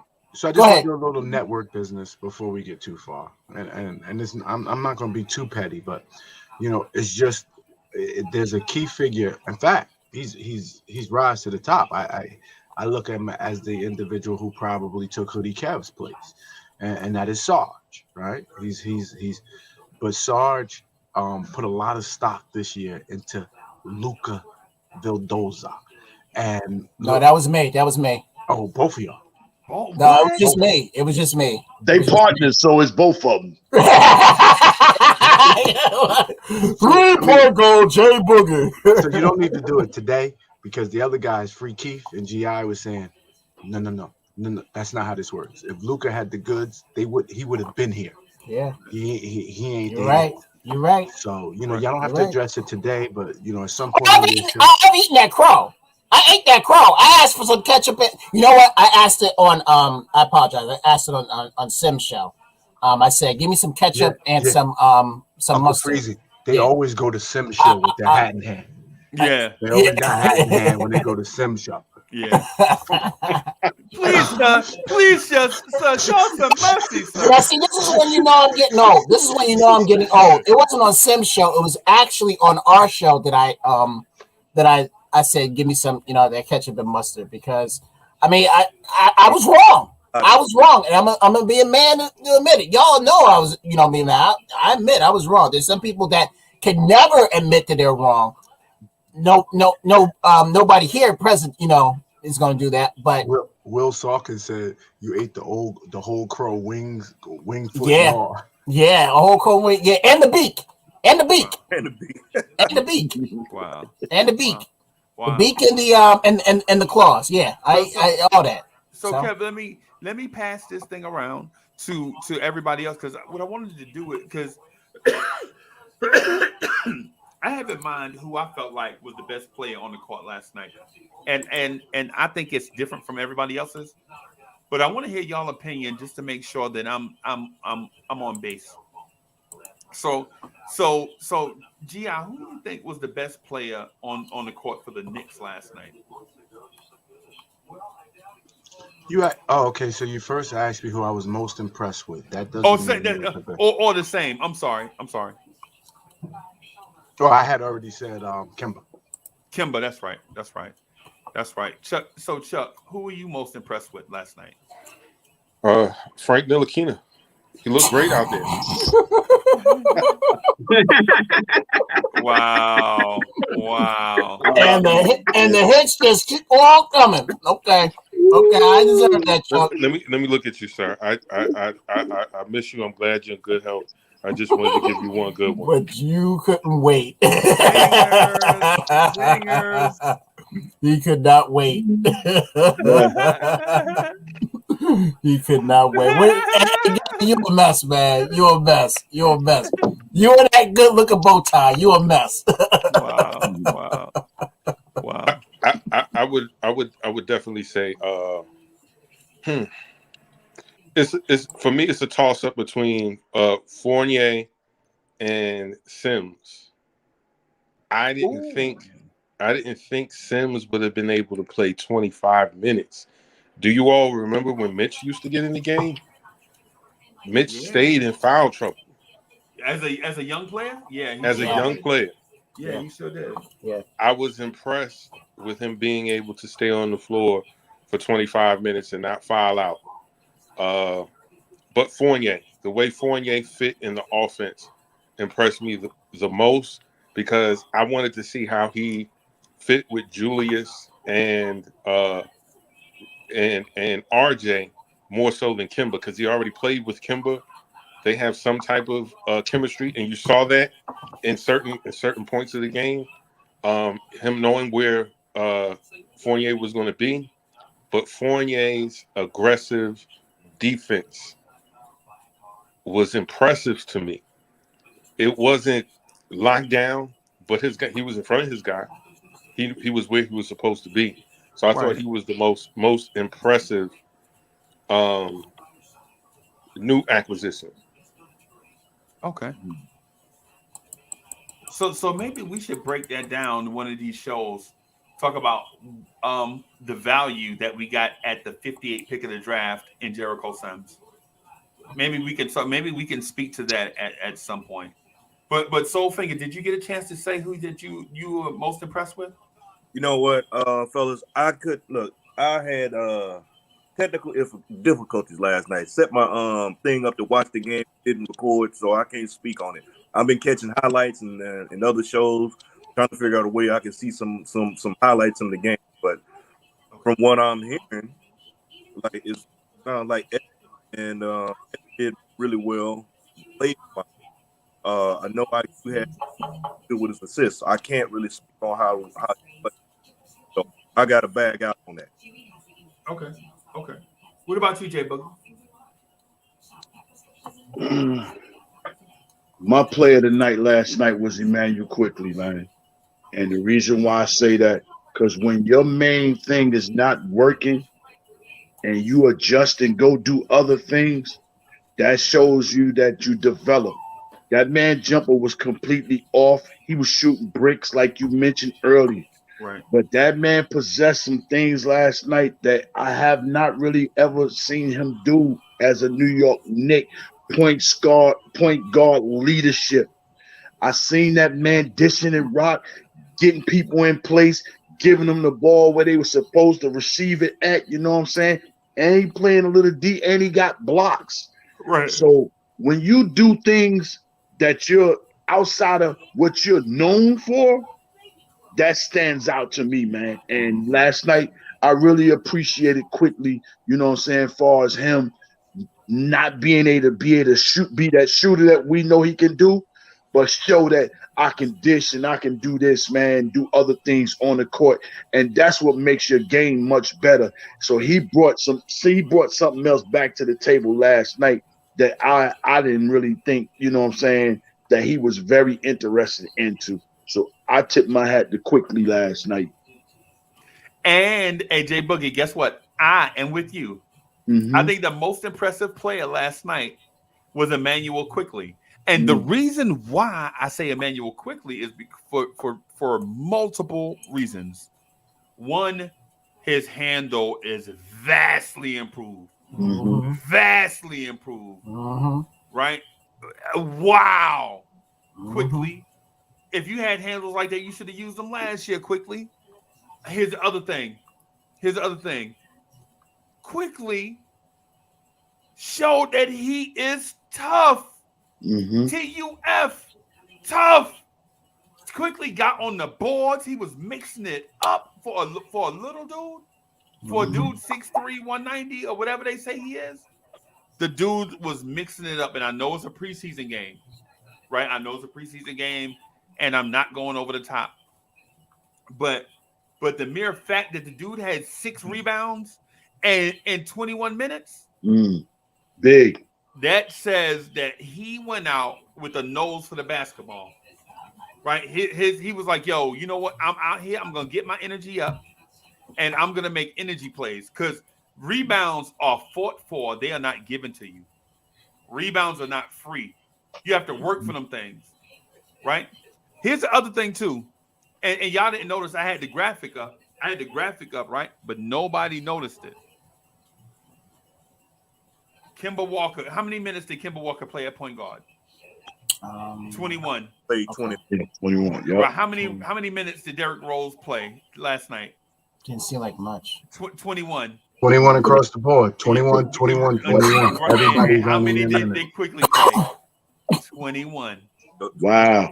Now Rose and Quickly gets to play together. Yeah. No doubt. So the thing is Quickly played 19 minutes a game last season, right?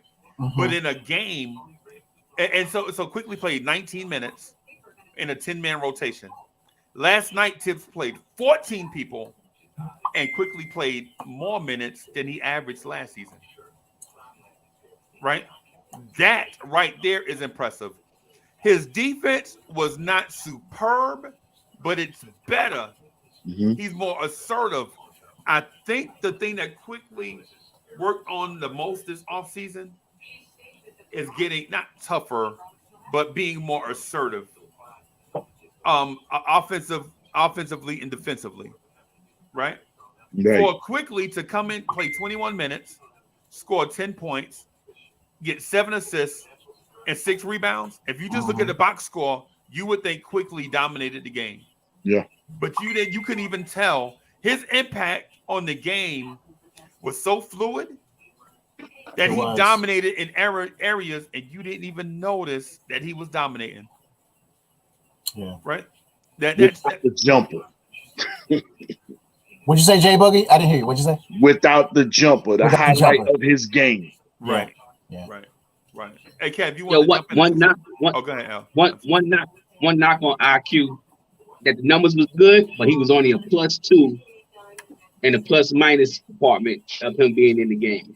Right. So that's the only knock against that. He's only +2 with IQ. But let me ask you: let me ask you, Worldwide, do you think that's a useless stat? Nope. No, okay. It's not useless because it shows you it's the plus minus. It works because it shows you chemistry. When you look at the plus minus of all the guys, right? You got +20 with RJ Barrett, +22 with Carl Gibson, +17 with Randy, +19 with Fournier, +12 with Kimber. You know, +12, +10 with Derrick Rose at the guard. So those are all plus. You know, that means that the league went as high as that when them guys was in the game. Right. So yeah, I was here. Oh, I'm sorry. Mm-hmm. I'm sorry. Finish what you were saying. Yeah, so that means that the league extended as far as 22 points, 17 points with them guys in the game, when them at the helm. That's what the plus minus means. Right. That's the only thing about IQ. You know, I agree with y'all. His rebounds went up. You know, you would think he dominated the game until you look at the plus minus. You're like, +2. You know, you want to know why I was only +2. But it's a lot of aspects that going to play with it. He was in the game with the young blood, so it's a lot of things that play into that factor of him only having a +2. Yeah, I just get tired of people going back and forth talking about the plus minus, how people agree with it. Some people, don't agree with it. Some people say it's a useless stat and everything. I don't know. I don't know if I've heard Alan Hahn say it's a useless stat. He probably didn't. Forget it. But that's pretty much it.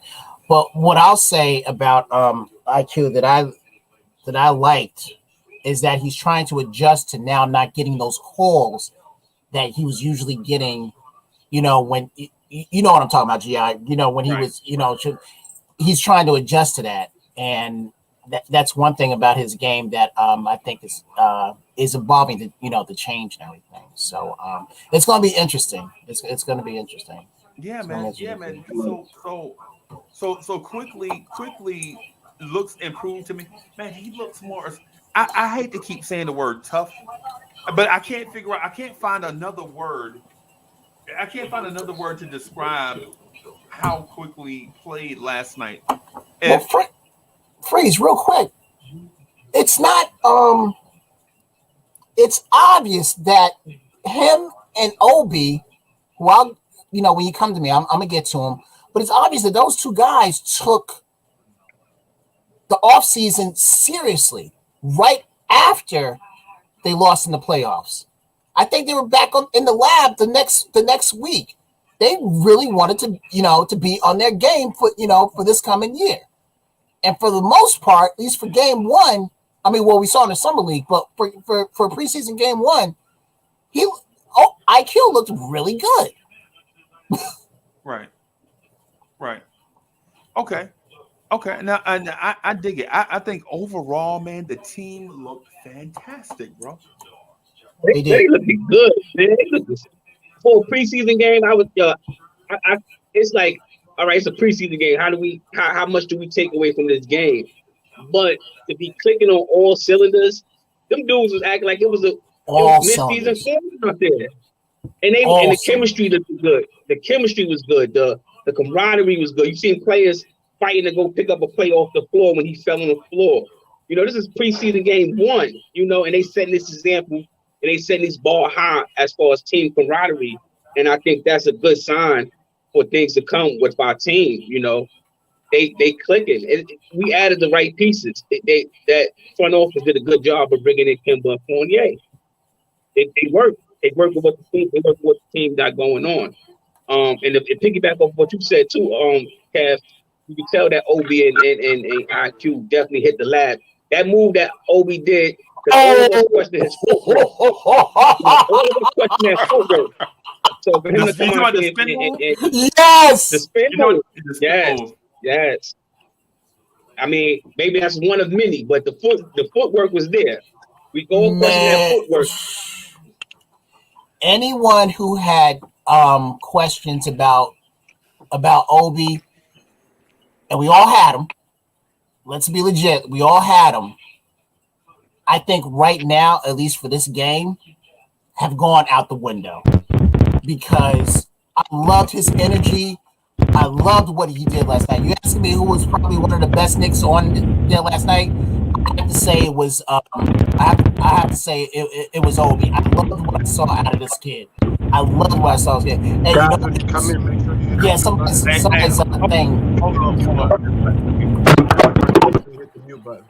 Okay, and I'm. Hey, sub. You got some subliminal. You got some air in the background. When I unmute it, man, it come through loud on the joint. Gotcha. Yeah, I just want to jump in real quick. Say salute to y'all. It's nice to meet y'all for the first time. There's a lot of fellas I haven't met quite yet.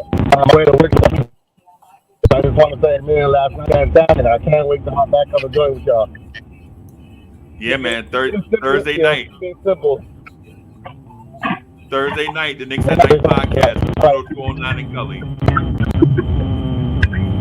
That's right. All right. I'll see y'all there. Okay, see you later. Okay, bro. Okay. Yeah, honestly, that Obi is going to be my pick, and I hate saying Obi because you know that rough looking troll will come up and be like, no, and I'm going to give you props for it. It's not a bad thing. You're just the underdog guy. It's nothing like that. Some people run with the front dog and say Julius is my guy. I know he's gonna get me 20 and 10 every night. So that's why I love Julius. You looking for the diamond in the rough, and there's nothing wrong with but here's the thing. Obi wasn't my dude. Who was Obi's dude? Who was Obi's dude? G-Man. We all know that. G-Man is going to destroy us. He's going to say, first start off saying, I told you so, and then go right down the line. He just needs to deal with Luka Valdoza first. No, yeah. But that was me. G-Man. Hey, you know what? The thing I learned about G-Man? G-Man for life is not always right. But when he is right about something, he is like exactly right. You know what I'm saying? Like he'll say some stuff like, man, the Knicks should have drafted Sharif Cooper. And then you look at Sharif Cooper like, man, Sharif Cooper gonna be you know what I'm saying? Remember that? Remember how he was on us about drafting Sharif Cooper? Yeah, man. And what did McBride do to him? Right. Hey, Evergreen G, what's good, man? You pull Evergreen? I'm quiet. You got them trooper shades on? Yeah, man, I got the trooper shades on. I'm out here. It's a gloomy day, but I said, you know what? I'm cool and I'm going to throw them on anyway. You know, these are my Knicks are winning the championship glasses. You know what I mean? I just cool it till I'm mad. I make my piece. Don't hold it, but don't act like everybody's on the prize. All of a sudden, I've been saying this. Nah, I've been hearing you say that for about a month. I mean, I've been saying it for a while now. Easily since the Kemba signing. You know what I mean? I've been on that wave. You know, I've been on that wave, and I feel like that. You know, we give it to G-Man because of the stuff he said, but we all forget that. You know, I've indirectly predicted a lot of things. Indirect predictions go a long way. So now I think I might take my career on a new path and just start saying the stuff that I feel, and we'll see what happens. You know, so Knicks winning the championship, I don't think it's that far-fetched to say it. You know, Julius Randle, you know, said that's what he's competing for. We know Tibbs ain't just competing for another playoff spot. No. You know? No. So we know it's not just, they compete for something a lot bigger than what we might have expectations for. This team is not meeting the expectations that we want. You know, our expectations are very modest. They're very subtle.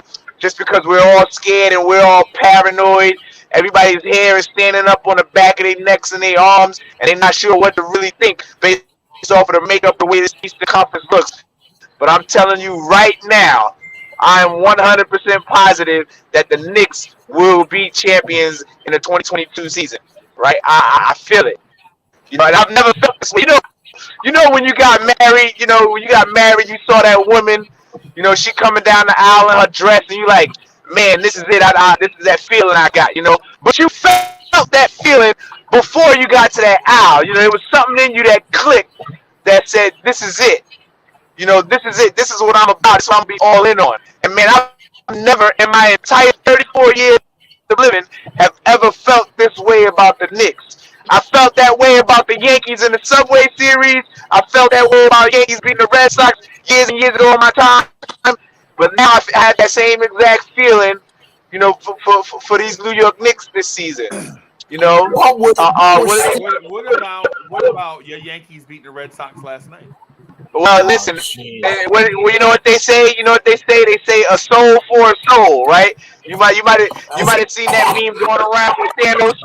You might have seen that meme going around with Thanos. You know what I mean? Thanos got the, you know, he got the ring or whatever. You know, he got the soul stone. You know, he had yeah. So you know what he had to do? He had to throw Gamora. He had to throw off the cliff. You know, and it's unfortunate that it happens. It's unfortunate that it had to happen in the Bronx. You know what I mean? But it is what it is. We know what we're dealing with right now. This is more important than baseball. You know, there's another team across the bridge in Queens that's doing fairly decent. Although I'm not a fan of that team. I will say that they wear blue and orange, so you know I can support it a little taste. But I'm a Bronx boy. I'm from Soundview. And we got the Soundview kid over here playing with us. So we got to go all in and take that. We got to go all in, and we got to hold on to that soul stone. You know what I mean? You know what happens when you get the soul stone? The only thing you got to worry about is not blowing your arm off when you snap your fingers later on. You know, so that's where I'm at right now. Can Bronx River get some love? I'm right up the street from Bronx River. I'm right at the cusp. You know what I mean? I'm right up the street from Bronx. I'm right on Westchester and Watson. I'm right up the street from Bronx River, so you know they could get all right. But you know, me growing up, we kind of had a little, you know, Watson kind of had little problems with people from Bronx River. But it's all good. I'm not from Bronx River. I'm from the Soundview section. Bronx River is like that changes things. Can Essex County get some love? Absolutely. Essex County.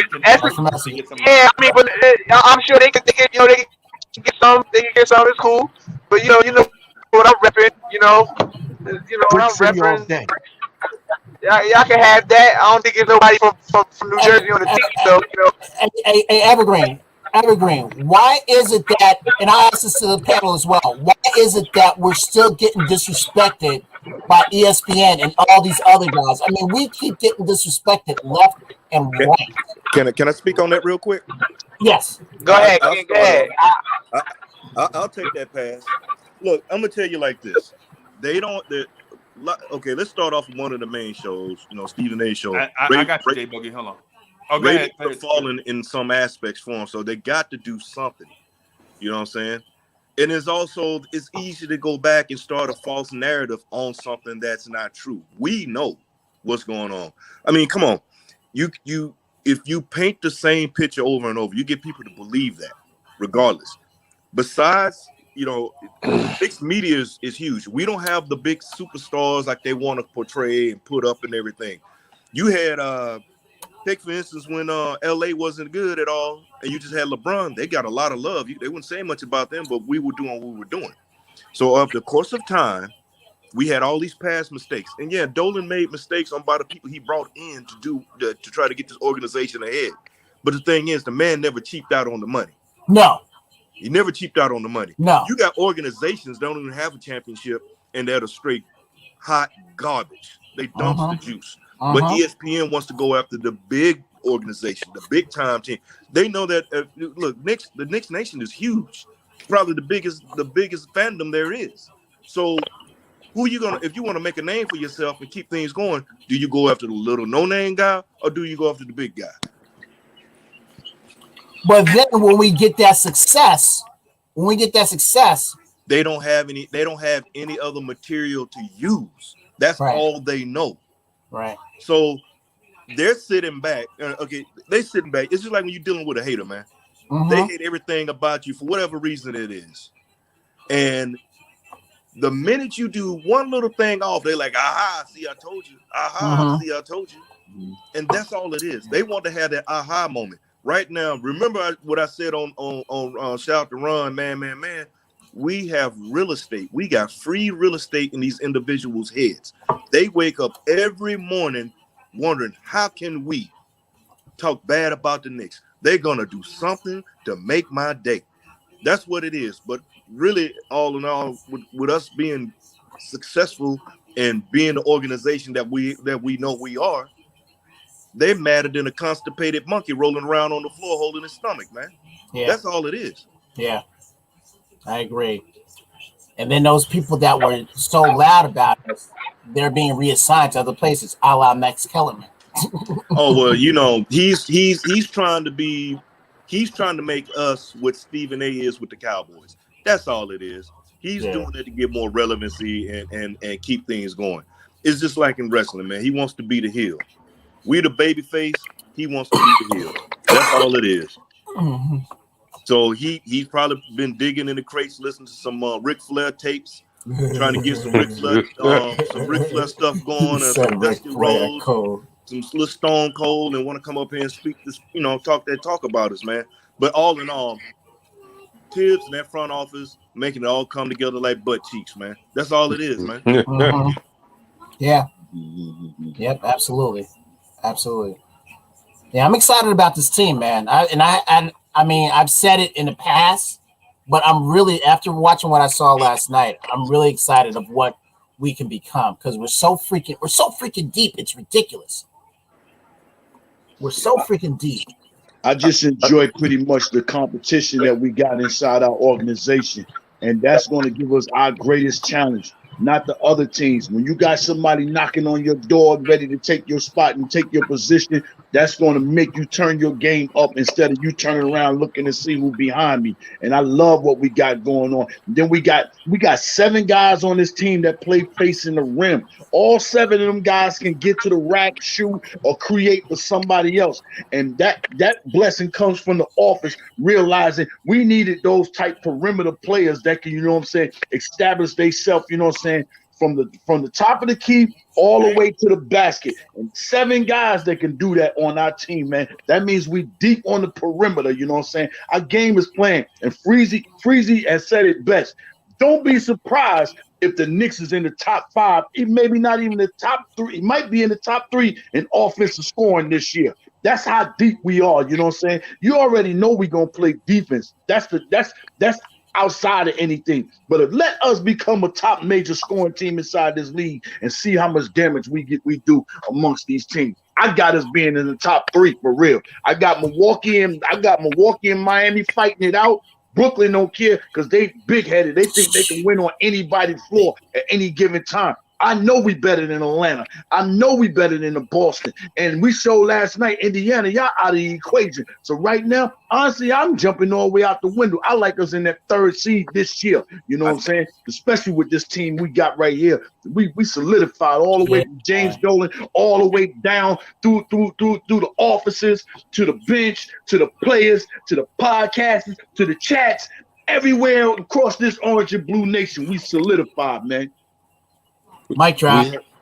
Mic drop. J Boogie, you gonna jump on that dagger with me and start calling for championship? We making a champion. What we doing? I feel like I'm the only one in the jungle by myself screaming about championships. Everybody looking at me on the outside like, all right, he's crazy, but I think I want to go with him. But they scared. They scared to jump on that bandwagon with me. I'll carry it the whole way.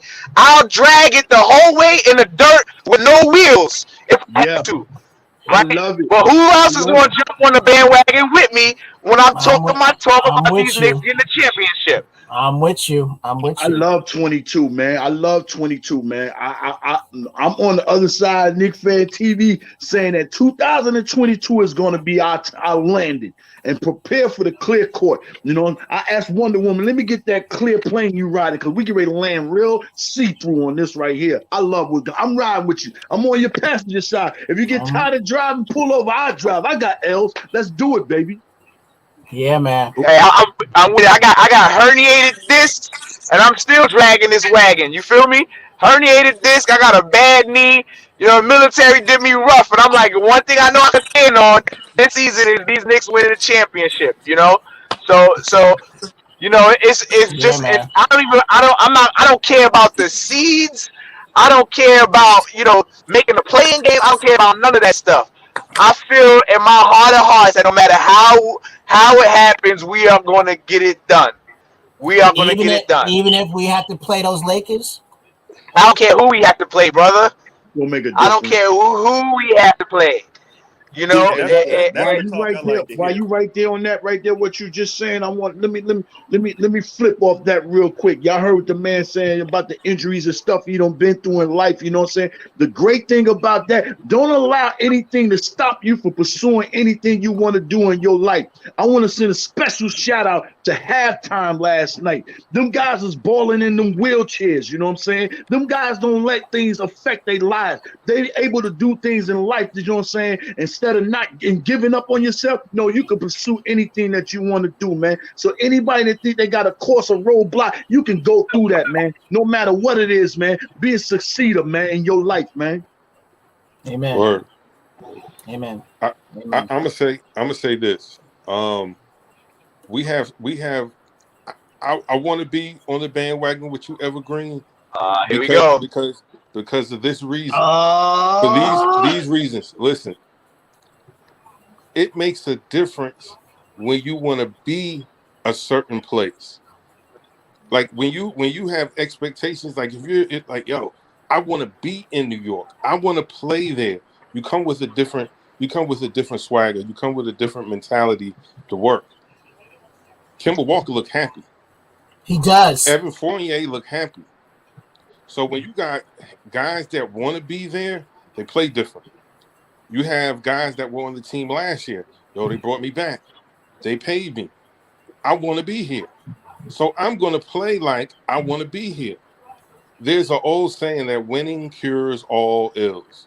Right. We won last year. We won our first game with guys' effort, energy, and execution. If all of these things stay intact all year, I don't think there's anybody, especially in the East. In the East, the only team I'm really concerned about is Brooklyn. And then easy. Wait, I just gotta say this. When I'm here, we don't say the B word. That's New Jersey. That's New Jersey. All right. All right. This is no flex on Freezy. We know Essex County, we got you, but that's New Jersey. All right. BK, they're Knicks fans over there. All right, they got a little stadium over there. I don't know. It's got another B word to it, right? It might as well be Prudential Center 2, right? They still got a Prudential. All right. So I'm sorry, I had to stop it. Y'all know I'm the biggest banger when it comes on and talking about that other team that's somewhere in the vicinity of New York. It's actually in Jersey. Continue on. I apologize. That stadium up the block for me. Yo, those dudes can't sell. They can't sell tickets. They've been coming through giving tickets away. You guys, you want to come to? No, I don't. Are they playing the Knicks? Nah, I'm not coming. But I feel like we have the ingredients to do exactly what you said. I think it was Garden the Knicks podcast. It was one of these podcasts that I was on, and they were echoing the same sentiments like, yo, this season feels special. And my question to them does it feel special like 1994 special or 1999 special? Because when you say special, that's what I'm thinking. I need in this. I tell you what it feels like as far as special to me, right? And this is just coming from an overall basketball fan perspective when you look at the entire league. This team right here honestly feels like the 03-04 Detroit Pistons, right? Mm. Pay attention to what they did, how they did it, the key guys that they had, who they brought in, the chemistry that they brought in, the underdogs that they had on the team, the guy like the story kind of fits that narrative for me. It fits that narrative, you know.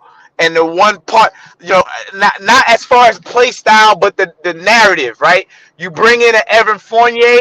Evan Fournier is like the Rasheed Wallace, if you will, the guy that's going to talk trash, the guy that's going to play. Not that he's going to be cussing people out and punching people in the mouth and stuff like that. Just like the storyline. If you know, when you look at cinematography, right?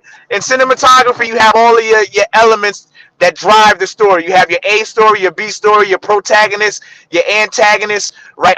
You have your supervillain, you know, and you have the side story and all these little small things that bring up what you would consider to be a great movie or a great trilogy or whatever.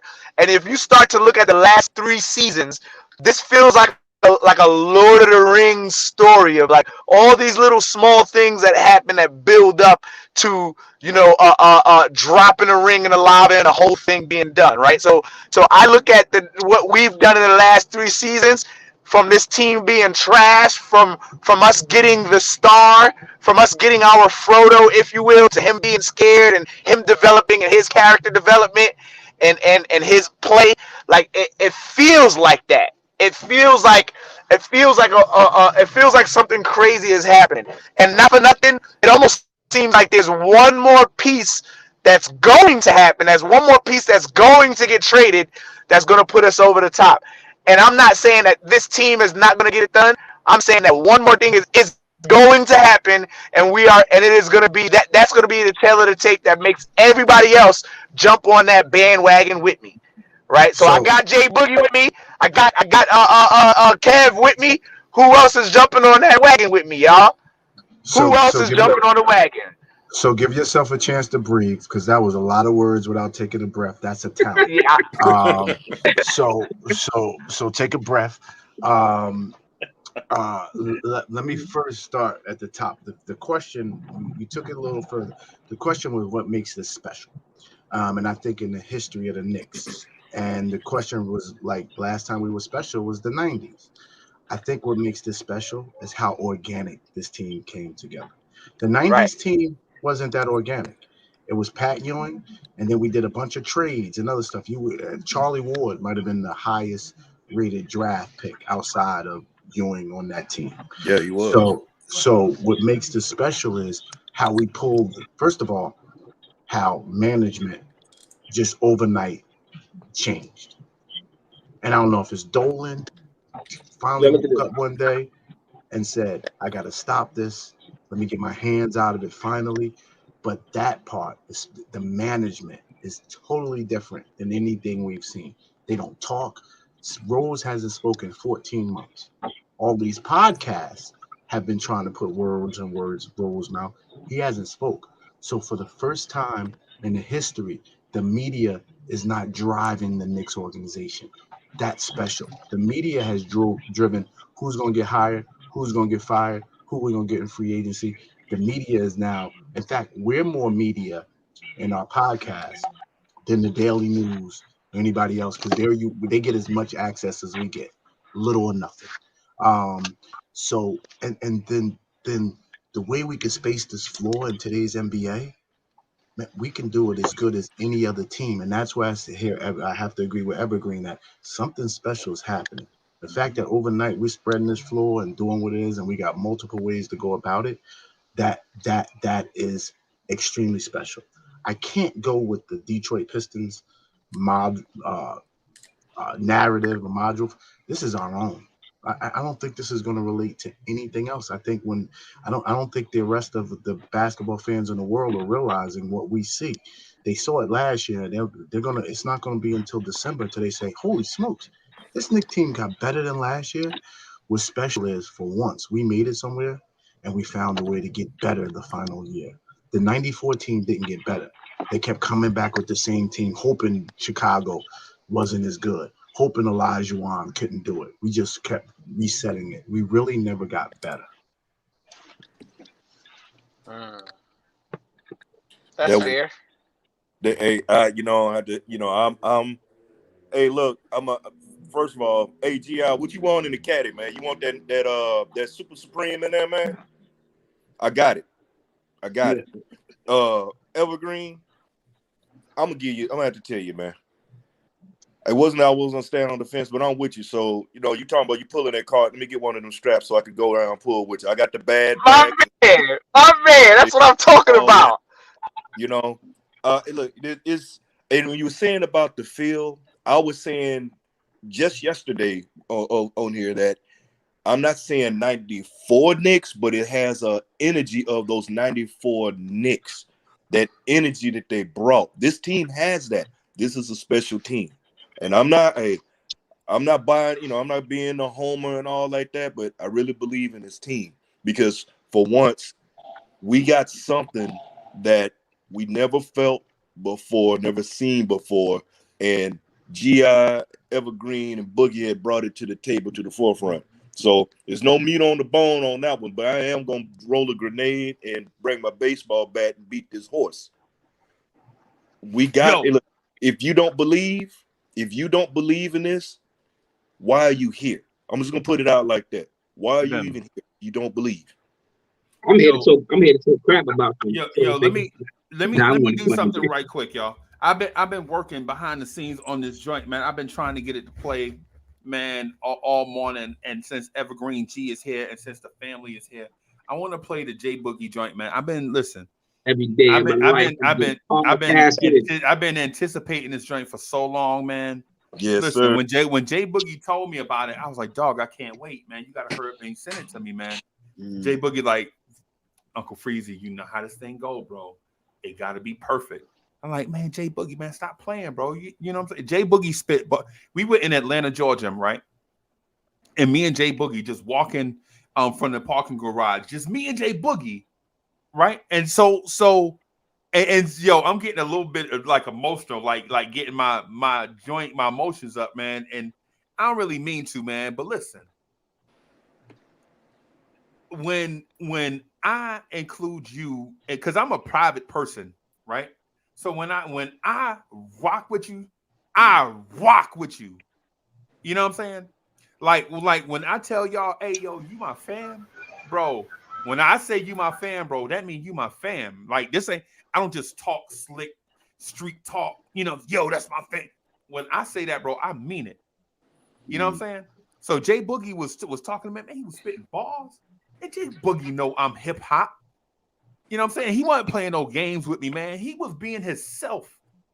J Boogie was being himself. He was, man, spitting that stuff to me. I was like, yo, bro, I love you, big dog. I know you. I told J Boogie eyeball to eyeball. I was like, J Boogie, even though you 30 years older than me, you my brother, bro. You my brother. You know what I'm saying? Even though you 35 years older than me, you still like my brother, bro. And so when Jay Boogie sent me the track, he was like, yesterday, he was like, yo, wake up, man. Why you sleeping, man? What's going on? You tired? I've been trying to hit you. I was like, yo, I've been sleep. I only went to sleep for like 10 minutes. He was like, wake up, man. Listen to the joint. I listened to the joint, man. I had been playing it ever since. Right? While y'all was talking just now, I was rocking the joint, trying to get it to come on. And now I finally got it, and I'm going to play it. I want to share it with everybody else. I want y'all to hear this joint from my main man, Jay Boogie. And when I say that's my dog right there, when I say that's my man, and Freezy, you don't have nothing to worry about. You're not the only one with a man crush on Jay Boogie. I mean, it was getting a little awkward because y'all was private alone in a parking lot. I didn't know this was going. Right. There was like, and you know we was in Atlanta. You know we was in Atlanta. People like, yo, what them two dudes doing over there? No, I'm just messing around. But listen, I'm gonna play the joint for everybody. Okay, I want y'all to listen. I'm gonna try to get it right. Y'all know I ain't no technical guy, but I'm gonna try to get it right. So y'all just check this joint out. All right.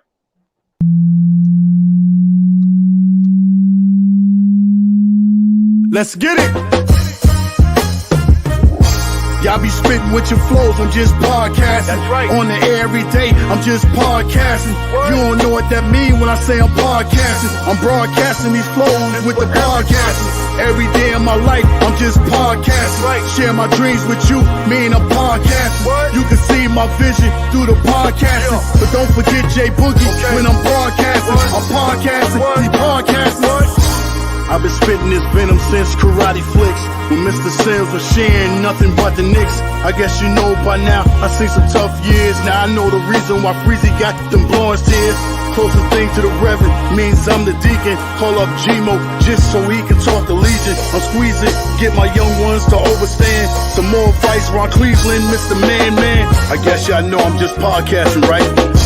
Y'all be spitting with your flows, I'm just podcasting. That's right. On the air every day, I'm just podcasting. What? You don't know what that mean when I say I'm podcasting. I'm broadcasting these flows with the podcasting. Every day of my life, I'm just podcasting. Right. Share my dreams with you, me and I'm podcasting. What? You can see my vision through the podcasting. Yeah. But don't forget Jay Boogie when I'm broadcasting. What? I'm podcasting, he podcasting. What?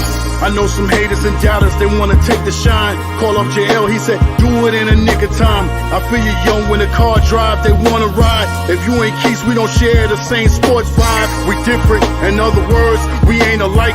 But young head Hadouken, he a nick at night. No sleeping, we YouTubing through the daylight. That's what it is when you live inside that Nick life. That Nick life, that Nick life. Y'all be spitting with your flows, I'm just podcasting. That's right. On the air every day, I'm just podcasting. What? You don't know what that mean when I say I'm podcasting. I'm broadcasting these flows with the podcasting. Every day of my life, I'm just podcasting. Right. Share my dreams with you, me and I'm podcasting. What? You can see my vision through the podcasting. Yeah. But don't forget Jay Boogie when I'm broadcasting. What? I'm podcasting, he podcasting. What? My man CP said let's Nick fan the TV. From the podcast back to the MSG, the network, we breaking news here every day. Run the intro, that's CK, the 2K, the bills paid. Stephen Fox, he got a dog walk. We tell JD we need that new sport talk. I don't care about the Sixers if they falling off. I'm at the rim left-handed like John Starks. John Starks, what? John Starks. Shout out to all the podcasters doing their thing. If you listen and represent a podcast, hit the like button and smash them up. You know what I'm saying? They working hard for you and everybody else. You know what I'm saying? Shout out to the First Lady, Miss Stephanie. Shout out to Ian Begley. Shout out to J Mac. Shout out to my man Tone Wu.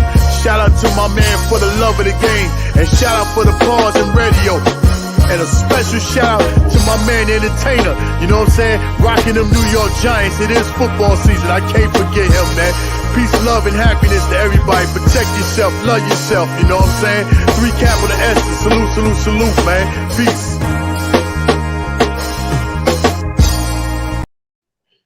Yo, that's fire. That is fire right there. My fire. mans, that's my man right there, bro. And Fire. now y'all know why I said that I was rocking that joint all night long, like Lionel Richie. Now y'all know why I was saying that I was rocking that joint all night long. For one, whoever was on that bass guitar, whoever was on that bass, and them lyrics, bro. Listen, man. Jay Boogie, you put your foot in that one, bro. Man. Jay Boogie, you put your foot in that one, bro. For You sure. know what I'm saying? So let me ask you this. Jay Boogie, would you mind if I shared that on social media and tag some of them people that you mentioned? Would you mind if I do that? Man, I'm honored to Let it go, J Bug. Let it go, baby. Nah, let it flow. you know Let it flow. before I did my bid, I had 7 albums done. And what I was doing in the streets took me away from something that I could have been doing. But to come home now, Chuck D inspired me and said, yo, man, these guys, man, they keep rapping about the same thing, man. What inspired me is somebody talk about a baseball team. So I was like, you know what? I'm going to take my Knicks and I'm going to talk about them. And then Freezy told me, yo, once you write it ain't your words no more. Give it to the world. So wherever you want to give it to, man, give it there, man. But, man, let me tell you something. Man, y'all my brothers, man. For real. Yeah, man. But I'm gonna tell you something. I'm gonna tell you something even more on this window glass. Just like the Knicks is coming, when I say that podcast song, man, y'all ain't heard nothing. And I tell you, that's just my joint is done. I'm just waiting on the right time. Y'all ain't heard nothing. And when you talk about every bar is a Nick element, every bar. Man, thank you, man. Thank you for y'all inspiring me. Y'all podcast guys, because y'all gave me that motivation, man. Thank you for sharing with us, J Bug. Bro. Thank you for sharing your gifts, bro. That's what I'm saying. The Lord is gonna bless you 20 times over for sharing your gifts without looking for something in return for it. I was waiting there. That every day of my life I'm just podcasting. That was in my head all night, Jay Books. That was in my head all night. That's what you do, man. That's what you do, man. That's what you do, man. That's what I'm saying, bro. That's what I be saying. Yeah, cause y'all know how I am, man. I'm like a real private person, bro. I keep to myself, you know what I'm saying? And I don't necessarily, stop people from coming in, but I don't look for people to be in my circle either.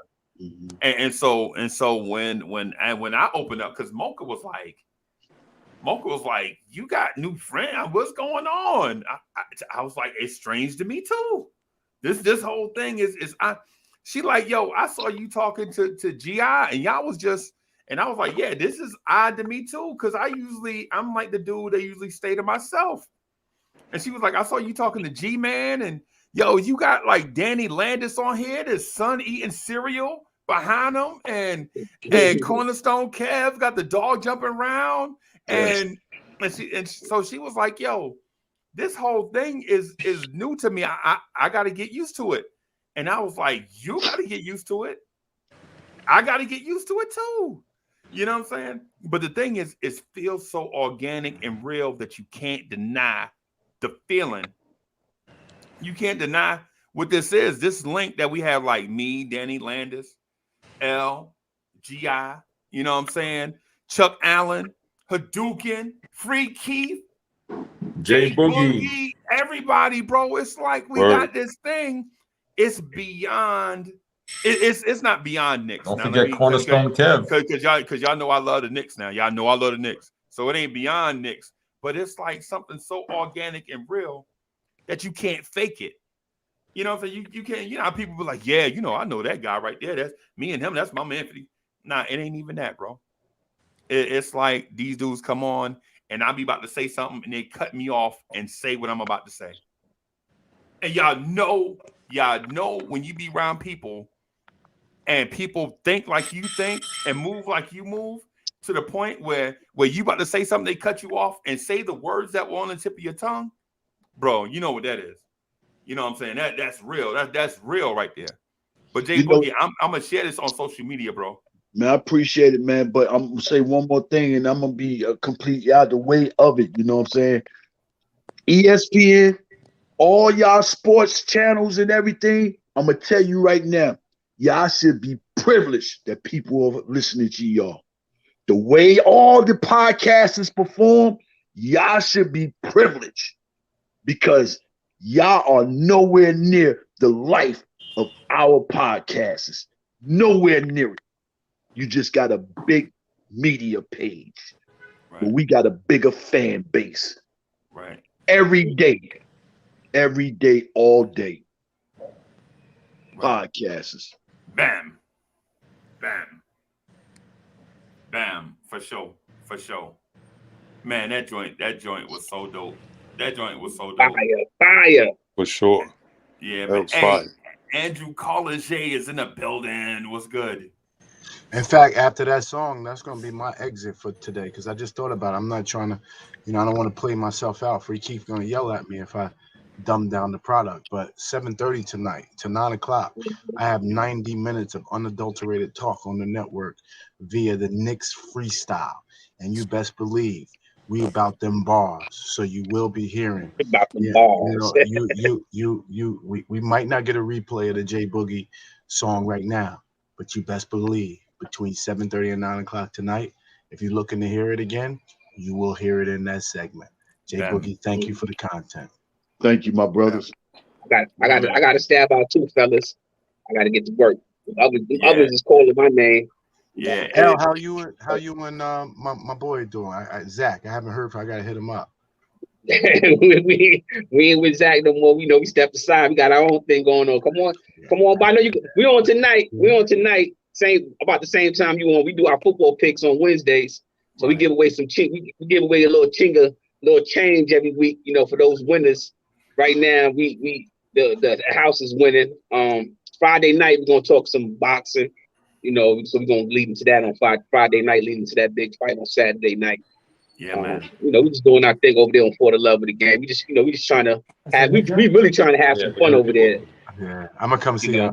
On my way out the door, I will say this. Come on over. We having some fun. Is that Charlie Hey, Ward's boy, cousin? y'all guys, anybody coming tonight need the football pick? Is that $75 a week? We're giving away free money on For the Love of the Game. Wait, is that Charlie Ward's cousin with Danny Landis? Y'all love y'all. I love y'all.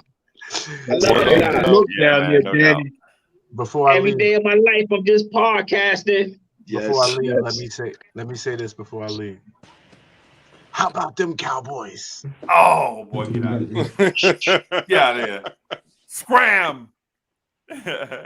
Where's Cornerstone Kev? He's hiding. Go LA. Now, Cornerstone Kev, the Star Child, Starman. What happened? What happened with Kev? I guess Kev is. But anyway, doing some paperwork. Yeah, that's it. Danny Landis is in the building. What's good? What's good, man? How you doing? My son started his basketball league. His team is the Denver Nuggets. Okay. Really? Okay. Not the Knicks. It's the Nuggets. That's okay. We're gonna support that little one. That's it. Man. Yeah, man.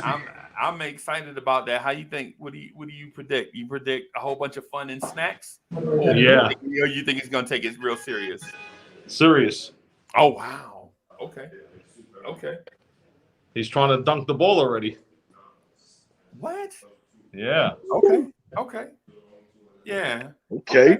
I see you. Okay, Lucas, I see you. Balling. Balling. Right. Exactly right. Exactly Balling. Right. Yes. Exactly right, man. Hey, so I was super excited about the game last night, man. A lot of stuff, man, kind of went our way. I'm really excited about what happens next. The next step in the evolution. What happens against the Washington Wizards? Right?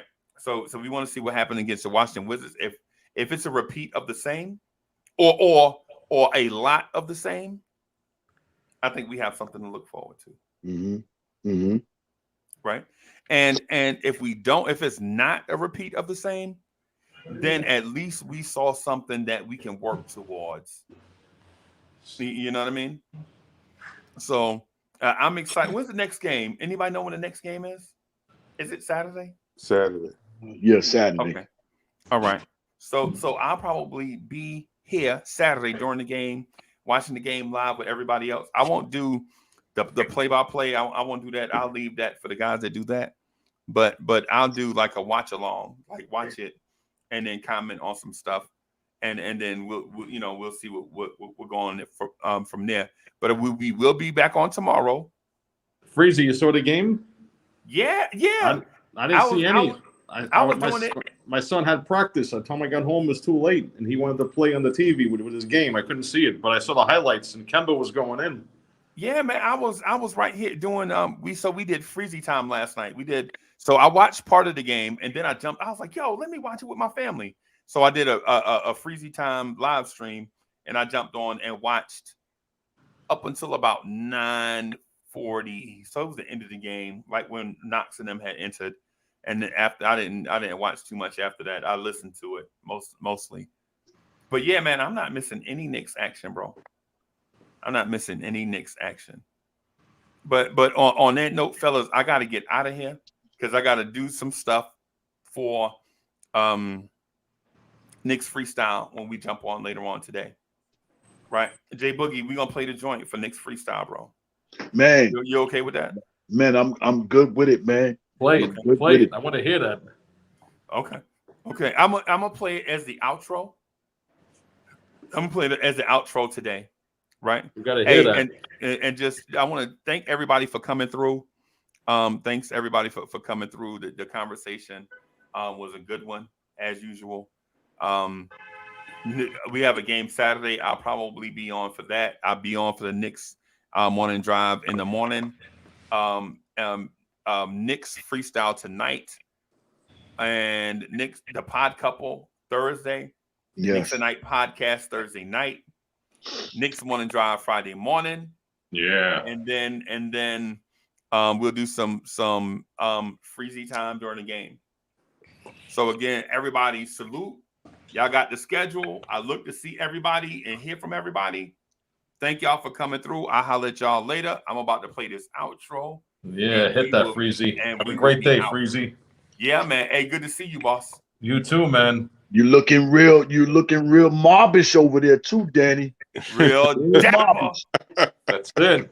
Soprano style. Sopranos. That's it. All right, y'all. Have a great day, guys. Yeah, man. All right. Peace. Jay Boogie, peace. Let's get it. Y'all be spitting with your flows, I'm just podcasting. That's right. On the air every day, I'm just podcasting. You don't know what that mean when I say I'm podcasting. I'm broadcasting these flows with the podcasting. Every day of my life, I'm just podcasting. Right. Share my dreams with you, mean I'm podcasting. What? You can see my vision through the podcasting. Yeah. But don't forget Jay Boogie when I'm broadcasting. What? I'm podcasting, What? he's podcasting. What? I've been spitting this venom since Karate Flicks. When Mr. Sims was sharing nothing but the Knicks. I guess you know by now, I seen some tough years. Now I know the reason why Freezy got them blowing tears. Closest thing to the Reverend means I'm the deacon. Call up G-Mo just so he can talk to Legion. I'm squeezing, get my young ones to overstand. Some more advice, Ron Cleveland, Mr. Man. I guess y'all know I'm just podcasting, right? Y'all be spitting with your flows, I'm just podcasting. That's right. On the air every day, I'm just podcasting. What? You don't know what that mean when I say I'm podcasting. I'm broadcasting these flows with the podcasting. Every day of my life, I'm just podcasting. Right. Share my dreams with you, mean I'm podcasting. What? You can see my vision through the podcasting. Yeah. But don't forget Jay Boogie when I'm broadcasting. What? I'm podcasting, What? he's podcasting. What? I know some haters and doubters, they wanna take the shine. Call up JL, he said, do it in a nick of time. I feel you young when the car drive, they wanna ride. If you ain't Keys, we don't share the same sports vibe. We different, in other words, we ain't alike. My young head, Hadouken, he a Nick at night. No sleeping, we YouTubing through the daylight. That's what it is when you live inside that Nick life.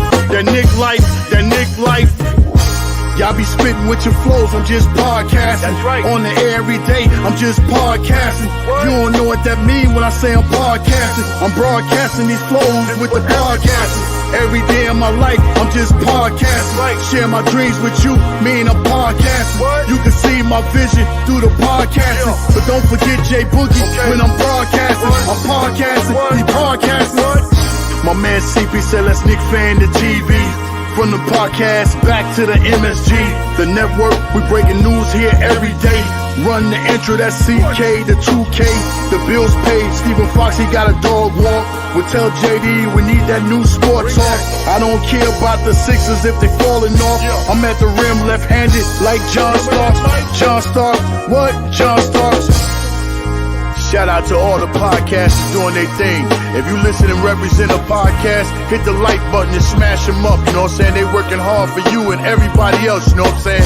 Shout out to the First Lady, Miss Stephanie. Shout out to Ian Begley. Shout out to J Mac. Shout out to my man Tone Wu. Shout out to my man for the love of the game. And shout out for the pause and radio. And a special shout out to my man Entertainer, you know what I'm saying? Rocking them New York Giants. It is football season. I can't forget him, man. Peace, love, and happiness to everybody. Protect yourself, love yourself, you know what I'm saying? 3 capital S's. Salute, salute, salute, man. Peace.